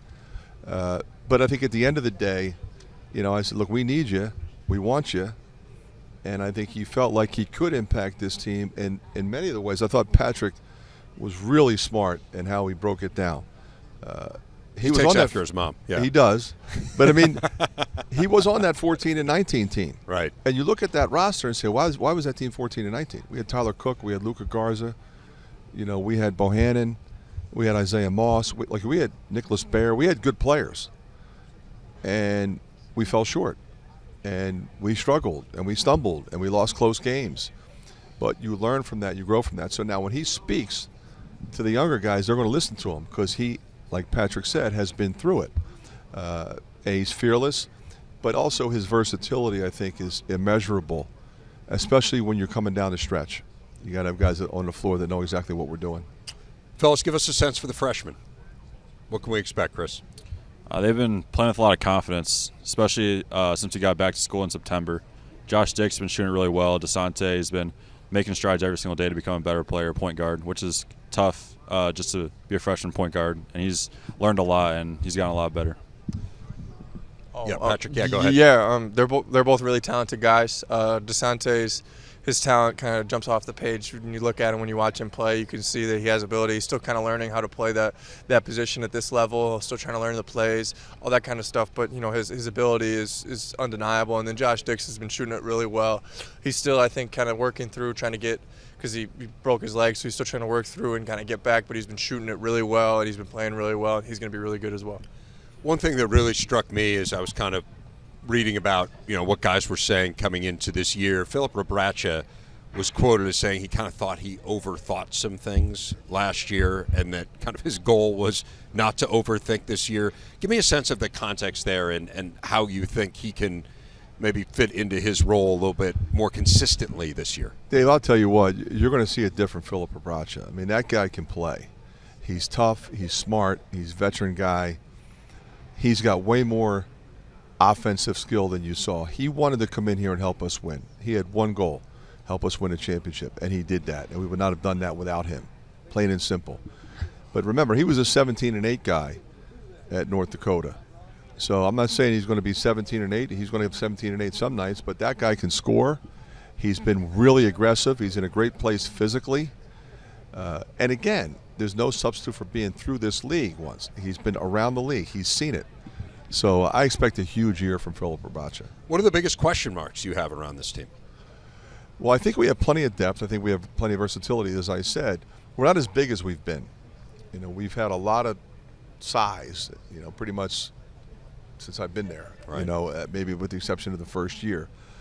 So that'll put some pressure on Joshua Gundele and Riley Mulvey to step up and give us some minutes, in particular when you're going against guys like Cliff and Dickinson and Audige. Our league's got some imposing post players, and Filip is smart, he's tough, and he'll battle you, but it's hard sometimes when you're giving up that kind of size. So those two guys will have to step up. But Filip did a great job last year guarding anybody in this league. I want to ask you one last thing. I've known you for a long time. I think this is super cool that you got one of your sons up here with you. You got another one in Connor just off the set here. What has this meant to you to be able to coach them? Oh, there's nothing better, Dave, and we've talked about it many times. Seeing them every day, working with them every day. I mean, they used to come to practice when they were in kindergarten and elementary school, and then travel with the team when they were in elementary school, and then I'd bring them even sometimes when they were in high school. And then to have them be a part of it and to experience this journey with their friends. I mean, these guys have been friends for a long time, grew up together, and then to have them celebrate at the 10-second line, that was incredible. The whole family was there, but in particular these two guys to celebrate together with me was something I'll never forget. Oh, it's pretty cool. It's been fun to watch. Thanks, Dave. Fran, Patrick, Chris, thanks so much, guys. Best of luck this year. We certainly do. That face would be Coquise Washington, who was the head coach at Penn State for a while, and now she's the head coach at Rutgers. It is going to be a different team. It is going to be a different feel, and we are going to talk to her and a couple of her players about it right now, because they are joining me on the set. And earlier today, Coquise had a chance to officially address the media as the head coach at Rutgers. And again, someone who's very familiar with this league, 12 years as the head coach of the Lady Lions. China Cornwell and Erica Lafayette are here with me as well. And before we get into some specifics of basketball, so you say you want to be a head coach, right? Tell everyone, where are you living right now? I'm living in an Airbnb right now. Only been on the job for a few months? I've been on the job for a few months. Had a house, fell through a closing, now we're just hanging out in the Airbnb, sometimes the hotel. Embassy Suites has great breakfast if anybody wants it. So that's the main takeaway here, right? It's great to talk to you again. Thank you.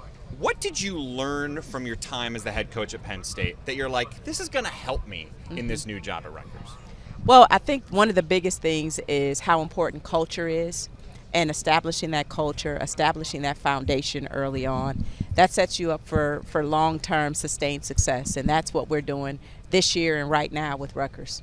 What has she done to set up that culture, even though it's only been a few months? She's developed like a sisterhood. We're all close, every last one of us. All 8 players on the roster, we're close off and on the court. It's just like this culture is amazing, and I'm all for it. I say she challenges us. She challenges us to be great every day. That's most important to me because, a lot of players don't get that every day from their head coach. She challenges us every day, and she loves us, and she believes in us every single day. A lot of people come up to us and be like, you don't even know how much your coach loves you and believes in you. And we be like, we know, we see it every day. We like, you wouldn't understand in her heart, the type of heart that she has, how much she gives us every day. That's an impressive thing to say after only a few months. I know, right? What does she do to challenge you? Give me an example of something she's done. For an example, like let's say I'm like long-winded on the court, I get tired, but like she pushes me, she's like trying to sprint, run, you can get an easy layup. Like she pushes me, even though like in my mind I'm saying I'm so tired, this and that, but she constantly pushes me, and I love that. Like having a coach to push you and just to motivate you means so much to me just as a player, and it just makes me want to go harder. What did you do best your first time around in this league as a head coach? Well, I think the thing that I was proud of that we did was come into a conference and establish our style of play that at the time was a little bit different than the way the rest of the conference was playing. It was at that time a very post-oriented. You had Jantel Lavender, you had all these big posts, and we kind of came in and we were a little bit more guard-oriented, fast-paced. So I think that coming in and saying we're going to be who we want to be, and that's the same thing that we want to do here is come in and say it doesn't matter what the rest of the conference is doing. We know what we want to do, how we want to play. We want to set that foundation from day one and just get better at it year by year by year. And what do you want to do? How do you want this team to play? We want to play fast. We want to get up and down the court. We want to, be a team that tries to score a lot of points and put pressure on you to find different ways to stop. We want to be versatile. We want to have we can be competitive in various types of ways. But the constant will be the pace of play. We want a fast pace of play. Yeah. So it's good she's making you run. Yeah, we getting in shape too. We run like I ain't gonna lie, y'all. We run like 3 miles within an hour. Yeah. That's good. Yeah, like for real. I mean, yeah. Good for me to watch. Probably. It's up and down, up and down. But you don't feel it though, cause we're having fun. Yeah. So that's the difference. Like when you're getting in shape, but it's not like, oh my God, I'm getting in shape. It's like, oh my God, we hooping. So you're not even really worried about how tired you is. You just hooping. You're just playing. I'm having so much fun. Like I'm smiling while I'm playing. I'm smiling while I'm shooting layup. Nah, it's fun really going to practice. Like, you should come watch one of our practices. How are you getting these responses? This is like she's great, man. This is the first time I'm hearing this. So she never really hears how good we talk about her, but she's great. She's great. Though. Like she's so passionate about us. She's great, man. Everybody should have a Coach Coquise in their life. Please. I mean, I recommend highly. I recommend highly. Please have a coquise in your life, please. What was your first meeting with her like? What do you remember about the first time you met Coquise? I can answer this question. I think it was so touching, and it was unbelievable. Like stuff she was saying when it's like you saying this and you first. Zoom? Yeah, the Zoom. I'm talking about the Zoom. We had a Zoom call. You had a big Zoom of all the players and your new head coach. And the first thing she said to us was, I'm rolling with y'all. And when she said it, we understood it and we felt it, and she meant it the whole way through.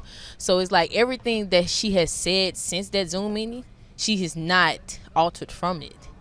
So it's like when we met her, we like, okay, we're trying to figure out, what's going on. Who's this man? Who's this woman? Like, who's this person? Like, but it was so easy to gravitate towards her because she was willing to, okay, you guys, I believe in you. Like, I haven't seen you guys play. She hasn't seen us play. She didn't know what we could do. But that faith that she had in us, just by, okay, you guys stayed here. Through thick and thin, we stayed here. So that brought us a long way. That just connected us right there. The Zoom call, I was nervous. Like, I'm an emotional person, so I almost cried. Like, I was really nervous, but, like, she really, like, she was like, okay, like, I can't wait to get in the gym, like, and just get started. Like, she was ready to go from, like, the get-go on the Zoom call. She talked to my mom, and my mom was more excited than I was. Like, I was just still so nervous, but, like, she talked to my mom, and, like, my mom was, like, all for her, like, yes, like, she's going to be great, a great coach. Like, China, you're going to love her. And I'm like, all right, mama. But whenever I got there, all hearts. Oh, man. Yes. Well, that's impressive. All right, I've had them talk about you. What stands out to you about the roster you have this upcoming fall and winter? Well, what stands out to me on a positive note is I like our length. We've got some size at all positions. The other thing that stood out to me, and they kind of alluded to it, is the commitment that this team had to Rutgers. They didn't know me. They didn't have a choice in the matter of getting a new coach. But their commitment to Rutgers meant a lot to me and our staff. And so it's easy to commit back to people who are committed to this university. And so I think we have that in common, is that we have a commitment to this university. We have a commitment to this athletic department. We have a commitment to this program that we're going to give it our best. And we're going to do it together. And that bond that they talk about, we started building from day one, and it just continues to grow. Last thing for you. How is the Big Ten different now versus when you were a head coach at Penn State? Well, I think it's a faster pace of play. There's tremendous guard play. It continues to increase and grow, especially with the transfers coming in from different conferences. The talent level is higher. When you look across roster to roster to roster and you see such high-level players and high-level coaching. And I think the coaching has gotten better as well. So it's going to be a tough transition back into the conference, but I'm excited to be back into a conference that has such high-level play and to compete on that level. Right. Won't be any red carpets rolled out for you. Welcome back to the league from your No. opponents. Coquise, China, Erica, thank you for your time. Congrats on liking each other so much. That's really nice to see. And best of luck this upcoming season. Thank you so much. Thank you. Boy, the Iowa Hawkeyes were so darn good last year. I mean, they're bringing back basically everybody. Caitlin Clark, your preseason player of the year. Monica Sonano, all Big Ten selection. This is a squad that was a 2 seed in the tourney last year, won 24 games, won the Big Ten regular season title, won the Big Ten tournament in the same year, had the number 1 and number 3 scorers in the conference. We could go on and on, but also an All-American reporter. I mean, Caitlin stole the microphone. Nobody gave it to her. She said, I can play basketball better than anyone. I can do your job, Mike Hall, better than anyone. It's really infuriating at this point, the talent that she has. And yet she's sitting up here with her teammate and her head coach. Can you stop taking people's jobs? Yeah, nobody voluntarily gave me the mic, so I had to steal it. They knew they weren't going to get it back, so I had to take it, you know? I appreciate it. Great to have you guys here. I want to start with this. Last year, final game of the regular season, if you beat Michigan, you win the Big Ten regular season title. It's a sold-out Carver Hawkeye Arena. I want you all to tell me what that moment was like. For me, it was a dream. It was a dream that when we came to Carver Hawkeye Arena so many years ago, we said we want to fill this place. And then to have it happen and to walk out of that tunnel and to hear the energy coming out of Carver Hawkeye Arena honestly brings a tear to my eye right now almost. Yeah, I mean, it was incredible. I remember running out. Kate Martin was right behind me, and I turned around. I was like, oh, my gosh, I have the chills. And it was like that all 3 times we sold it out. But, I feel like we're going to have more than 3 sellouts this year, so I'm excited. Yeah, I just don't think I'll ever experience anything like that in my whole life. Like, just the energy, the pure fandom that the Iowa City brings. It was insane. And I'm so excited to experience it again this year. What was it like having a home NCAA tournament game, too? Yeah, that was incredible. I mean, we sold them out both then. I remember, it was March by then, so it was like super hot in there because there were so many people. But, that's where we want to be this year again. And I think just the fan support in Iowa City, it's unreal. I mean, they love women's athletics, not just women's basketball, but women's athletics in general. And, obviously celebrating 50 years of Title IX, I think that speaks to itself. So, we're so lucky that we have such a great fan base, and they love women's basketball so much. But I think we give them a lot to cheer about, which certainly helps as well. When it comes to your teams, everyone always wants to talk defense first.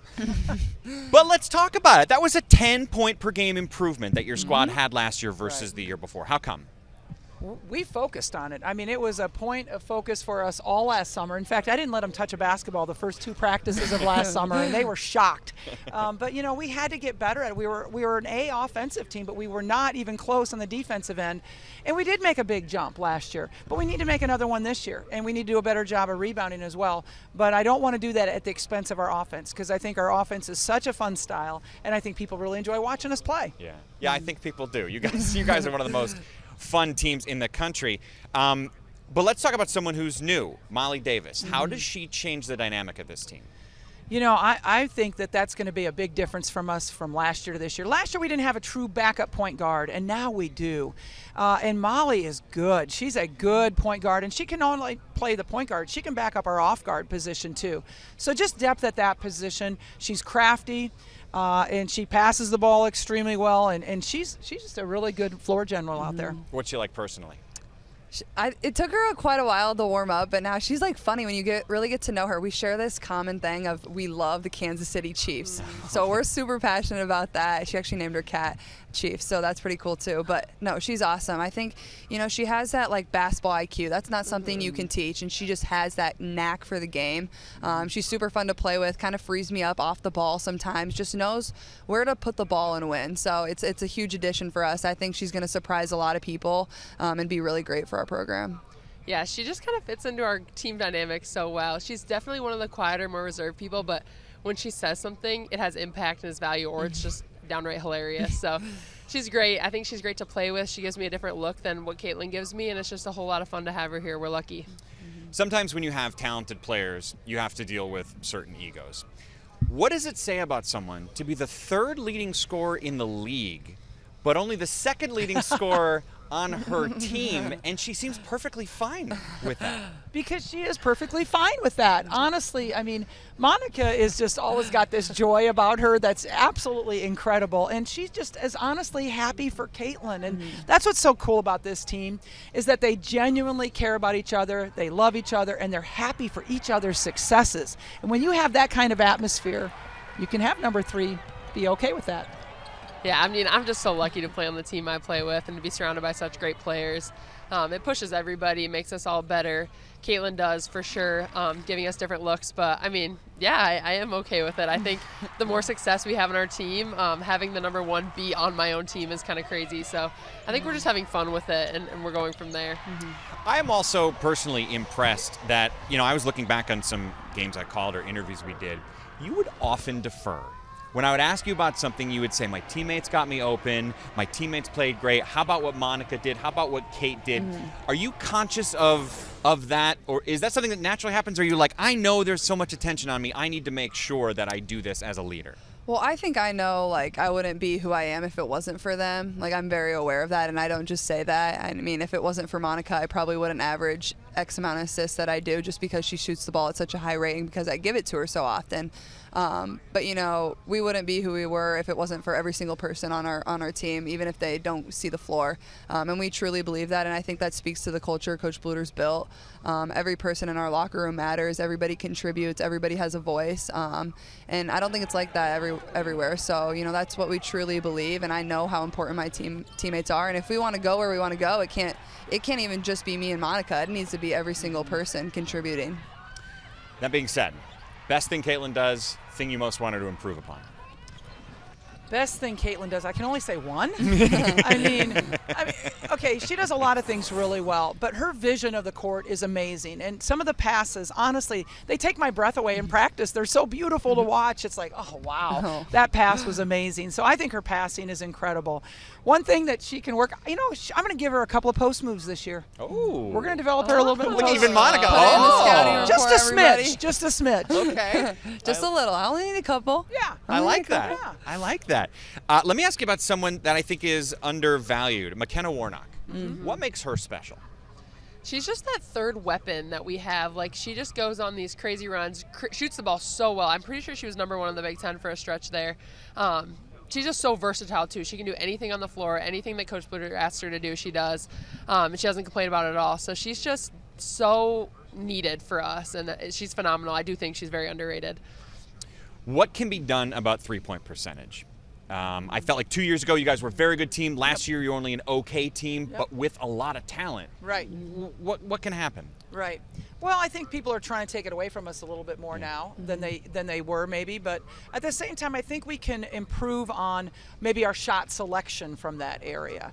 And if you take better shots, you have a better shot of them going in. So I think we have to do a better job of deciding what is a good 3 and what is a bad 3. Last thing before we go, Caitlin, throwing a first pitch at Wrigley, pretty cool, I imagine. What did you learn about it? Did you get any tips beforehand? Would you give any tips to someone now? I had thrown a couple first pitches before then, so I felt like I was pretty ready, but their mascot's name is Clark, so it was destined for it to go well, obviously. But it was actually on Iowa Day there, so I got a big cheer from the crowd, which was super cool. It was actually my first time in Wrigley, so not bad, right? It was super cool. Were you nervous?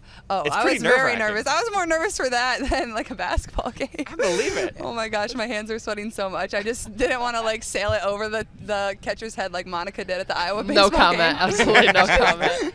But it was a strike, right? Yeah, it was a strike. By the way, I just said she's good at helping her teammates in interviews. Now she's Yeah, calling that's Monica honestly under so the fake. bus. I would only call her out for that because that was really funny. That should have made SportsCenter Yeah, not top 10. Monica, Caitlin, Lisa, great seeing you guys. Thanks so Thanks, much Mike. for your time. Have a great year. Yeah, Thank you.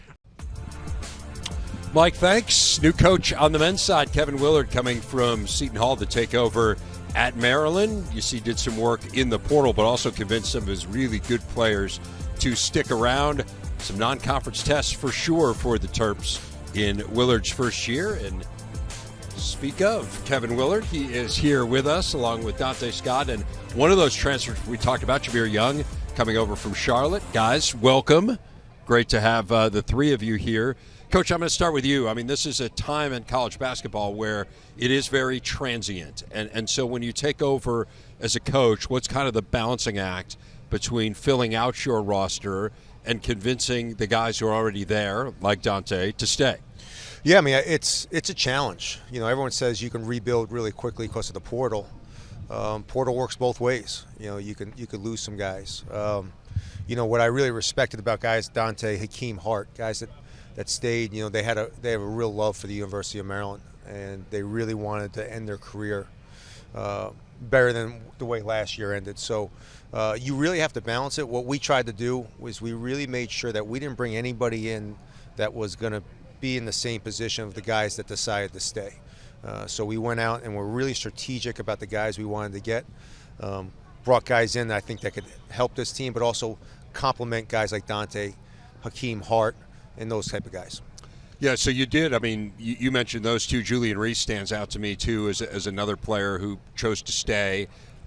Give us a sense of kind of your core of players and you know, how you feel this group's come together. Yeah, you know, these guys, they've bought in from day one. You know, they really have. They've brought a great work ethic. Their attitude has been off the charts. I can name one bad day of practice that we've had in the 5 months I've been here. What was so bad about it? I don't know. You guys want to talk about it? I think what's so bad about it is the lack of energy, and guys really didn't look like they came to like really give it their all today. On that day. But they've really bought in. They've been great, and I think the biggest thing is I feel like I have a really good 7 or 8 guys now, but it's just trying to find those next guys. Okay.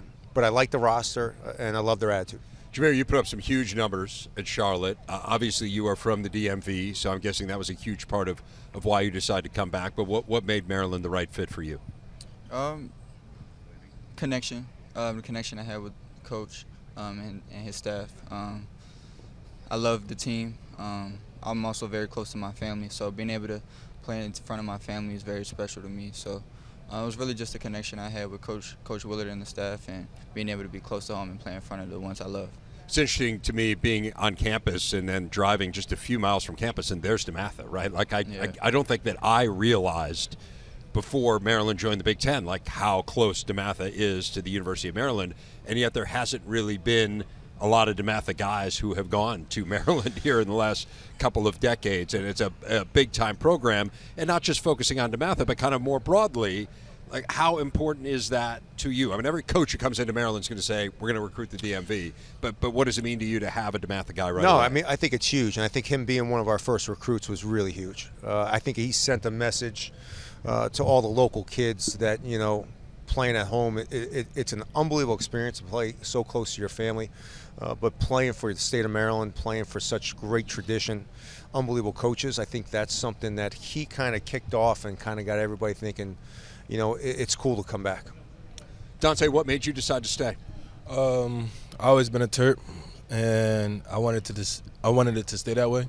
And just knowing that just because one coach left doesn't mean that the family-based atmosphere left. So that's why a big part of the reason I came to Maryland is because the family-based atmosphere, and I felt like it was still there. So I decided to stay and just have trust in the new coach that was coming in, and it worked out. So. You're talking about the family-based atmosphere. One of the stories that's really kind of stood out to me through the years is what happened when your family's home was destroyed in a hurricane, and the Maryland fan base stepped up to the tune of, I think, $60,000 to kind of crowdsource for your family.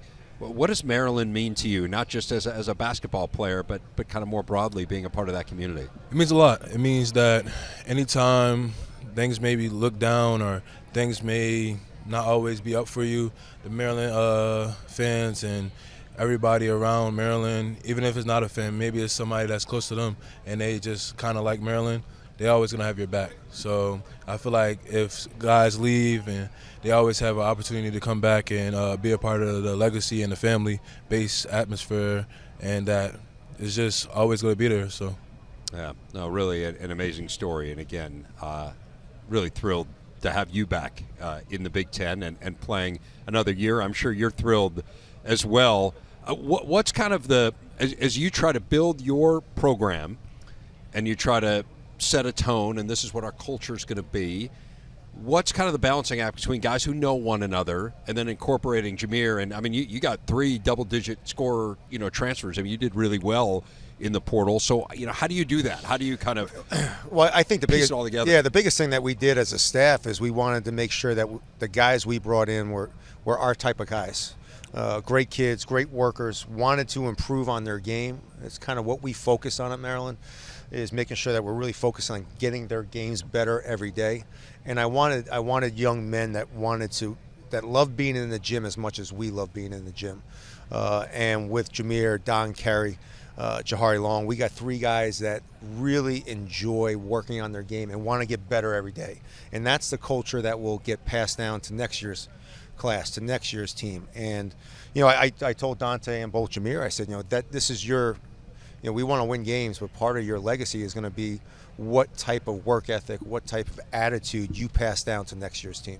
It's interesting. The day you were hired, you and I were talking, and I mentioned you played a lot of different ways in your career, kind of based on who you've got, right? Mm-hmm. I mean, you've played up-tempo, you played slower. I mean, I feel like there are core principles that kind of run through what you do, but you're adaptable. So what now I played ugly. Yeah. Yeah. Well, yeah. Hey, you said I didn't, but Okay. I mean, but that's what You were need to getting do- there. It's What okay. you need to do to win, right? Yes. So what do you need to do to win with this group? Like, give me a sense. What does Jameer do?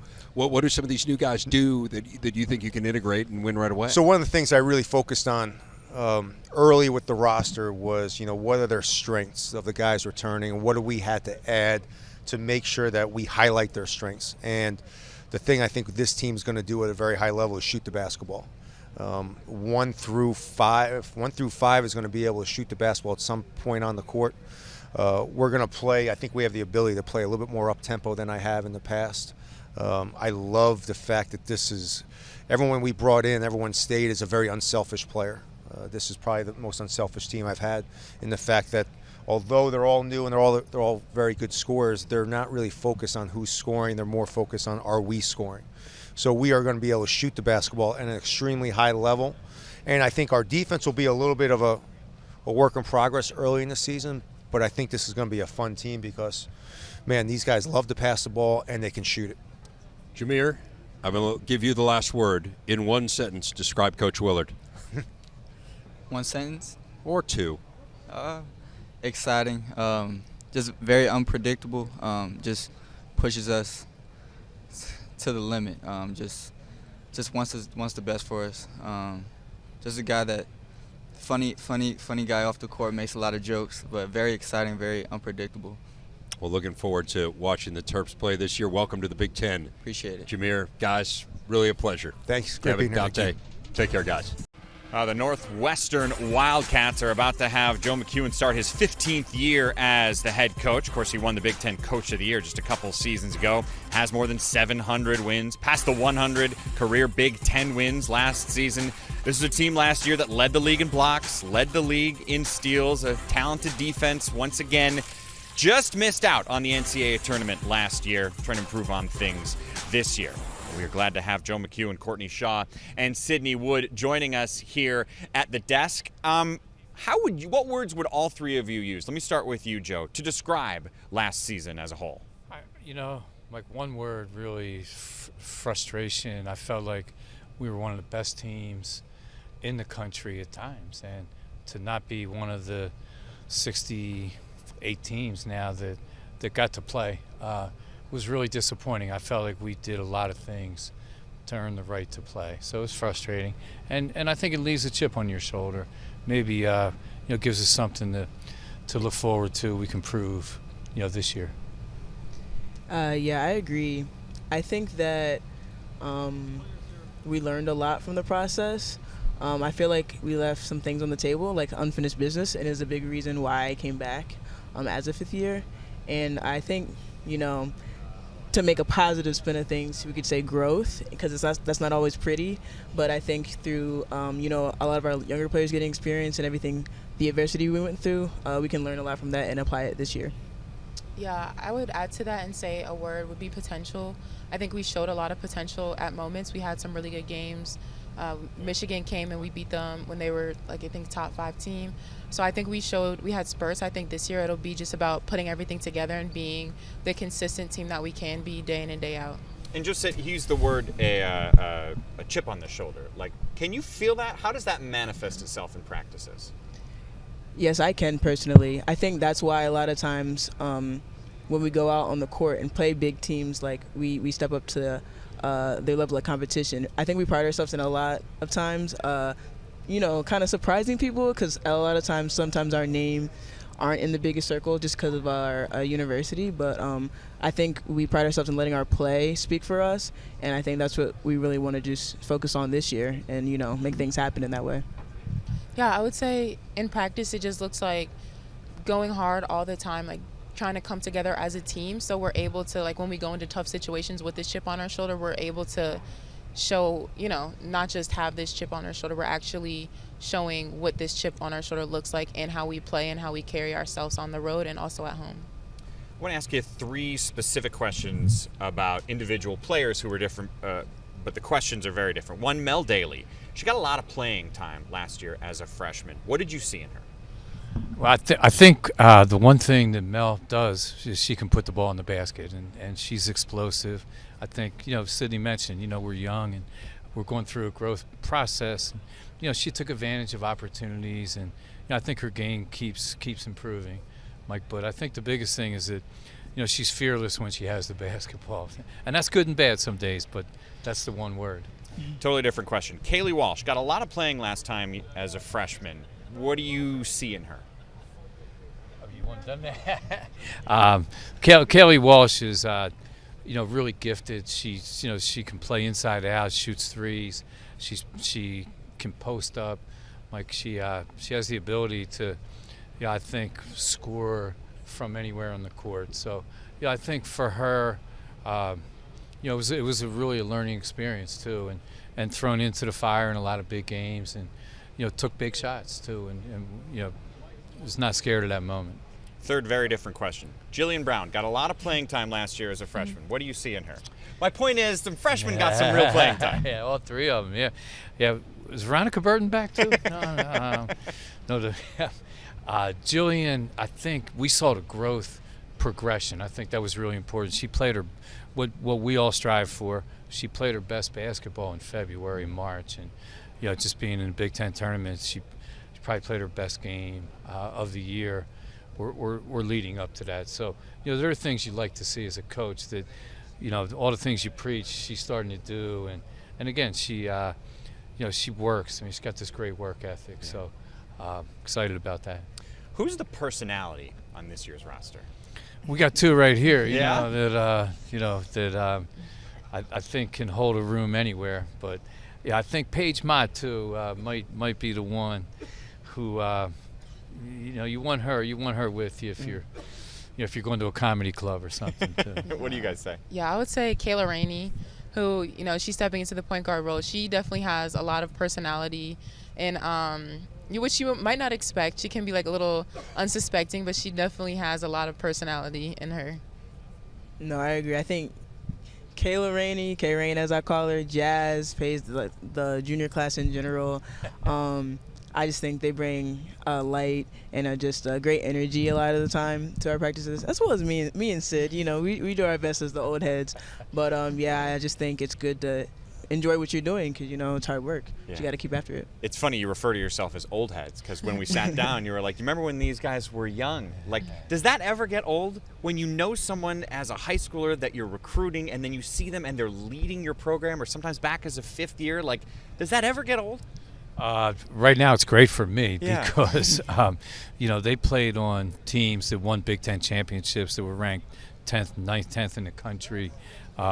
They played the next year when the Big Ten tournament, when the NCAA tournament was canceled. We thought we had a Final Four team that won the champ. We would have hosted the first 2 rounds. They were part of this incredible team that just could play any way you wanted to play. And then the next year we go to San Antonio.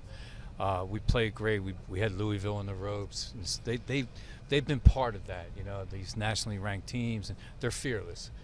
They've gone into every gym in the Big Ten and won in hard places, and they've gotten beaten. They know what that experience feels like and how to translate it to younger players. And that's one of the things that really excites about having both of them here. Yeah. Before we go, tell me something I don't know about your head coach. He's very dramatic. He's a drama queen. How so? I don't know. Like it's so many ways. It's a lot of ways. I've seen somebody make a shot in practice and he started praying. Like, I don't know how. That's drama.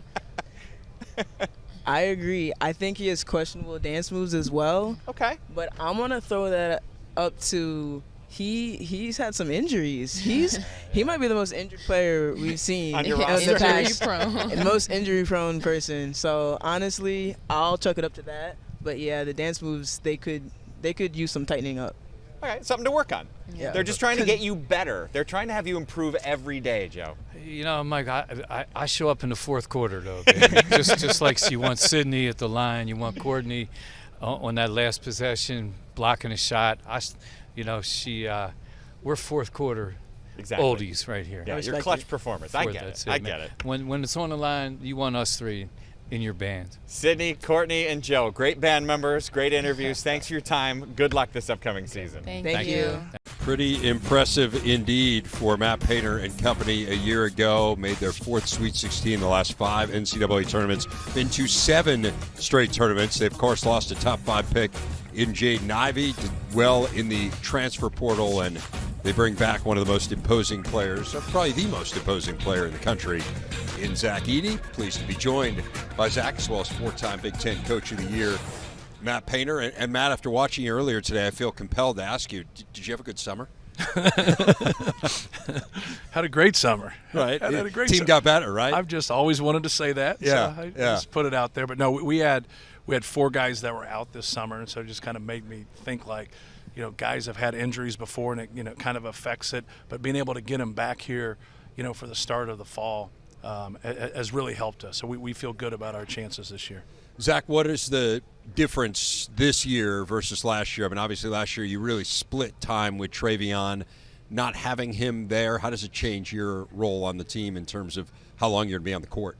Yeah, I mean, that's really up to him. I'll play as much as I can, but I think our front court's a lot more versatile this year. We got guys, Caleb First and Trey Coffin, they can play on the perimeter, and you still have me where I play inside, so it's a lot of different looks for other teams compared to last year. Yeah, we didn't get to see Trey Kaufman last year. You ended up redshirting him. Right. But, Zach, I'll ask you first. Coach, I'm interested in your take, too. I mean, this was a highly touted, highly recruited player who I know you thought when we talked this time last year was a player who was ready perhaps to play.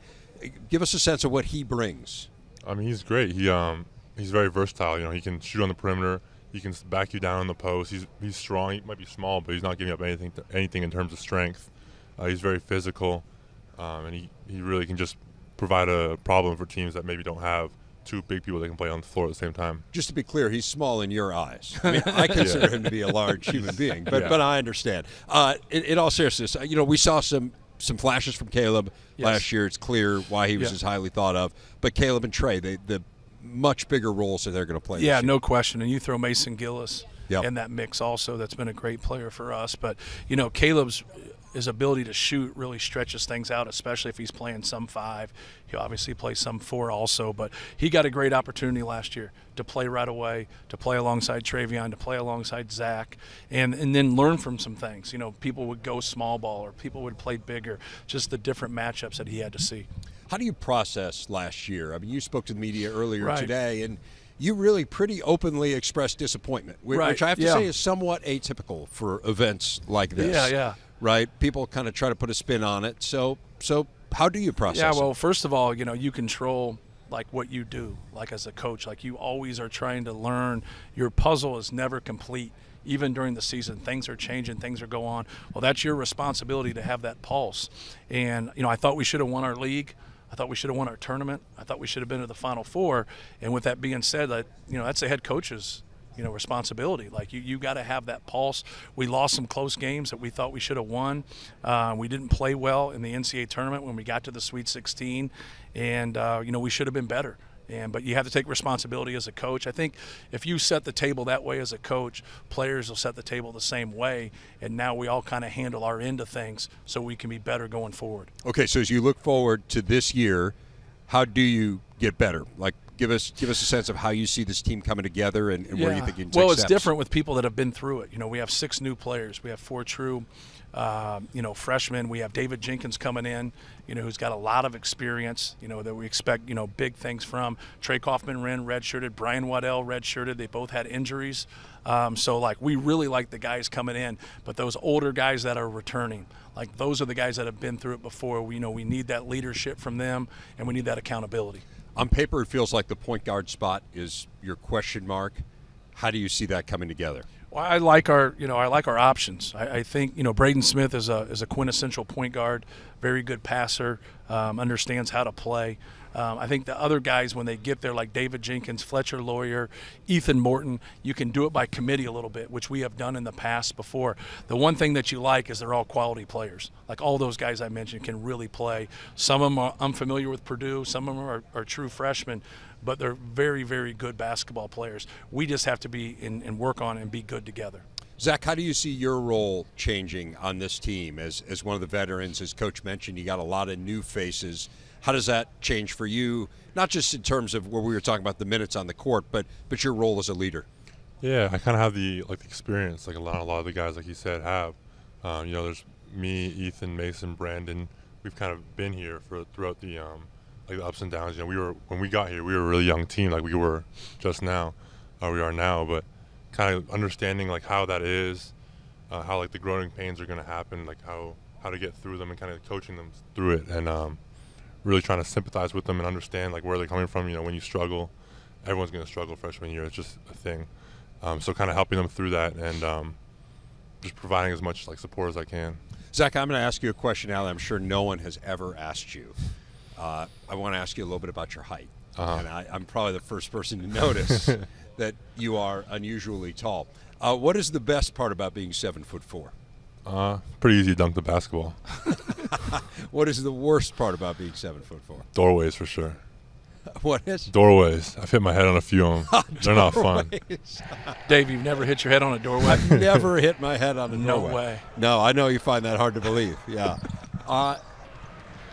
You can't really just put on a baseball cap and go walking conspicuously around campus, right? No, definitely not. I stand out. People always, when I'm walking around campus, people always asking for photos. People are asking how the team's going to be and stuff like that. So it's definitely hard to be incognito. Does that get tiresome, or do you just kind of feel like it's part of the deal? It's kind of part of the deal at this point. Even if I get tired, there's not much I can do about it, so I might as well just embrace it. You know what I mean? Yeah. What are you most proud of? I mean, I think the thing that really is amazing to me is that where you were ranked, right? I mean, like the 400 and something best player in America. You had 3 scholarship offers, which just boggles my mind when I watch you play, particularly given how good you were from the outset. But what are you proudest of in your development as a player? Kind of just like you said, I take a lot of pride in the fact that I was people thought there was 404 people better than me in my class. So I take a lot of pride in that, in the fact that people don't say that anymore. It was something that I kind of took into my freshman year as kind of a chip on my shoulder. I thought there was no way that was a thing that should be possible. So that's something I'm very proud of. Well, it's been fun to watch your development. Looking forward to watching the Boilermakers play this year. Zach, Coach, always good to see you. All right, thanks. Thank you.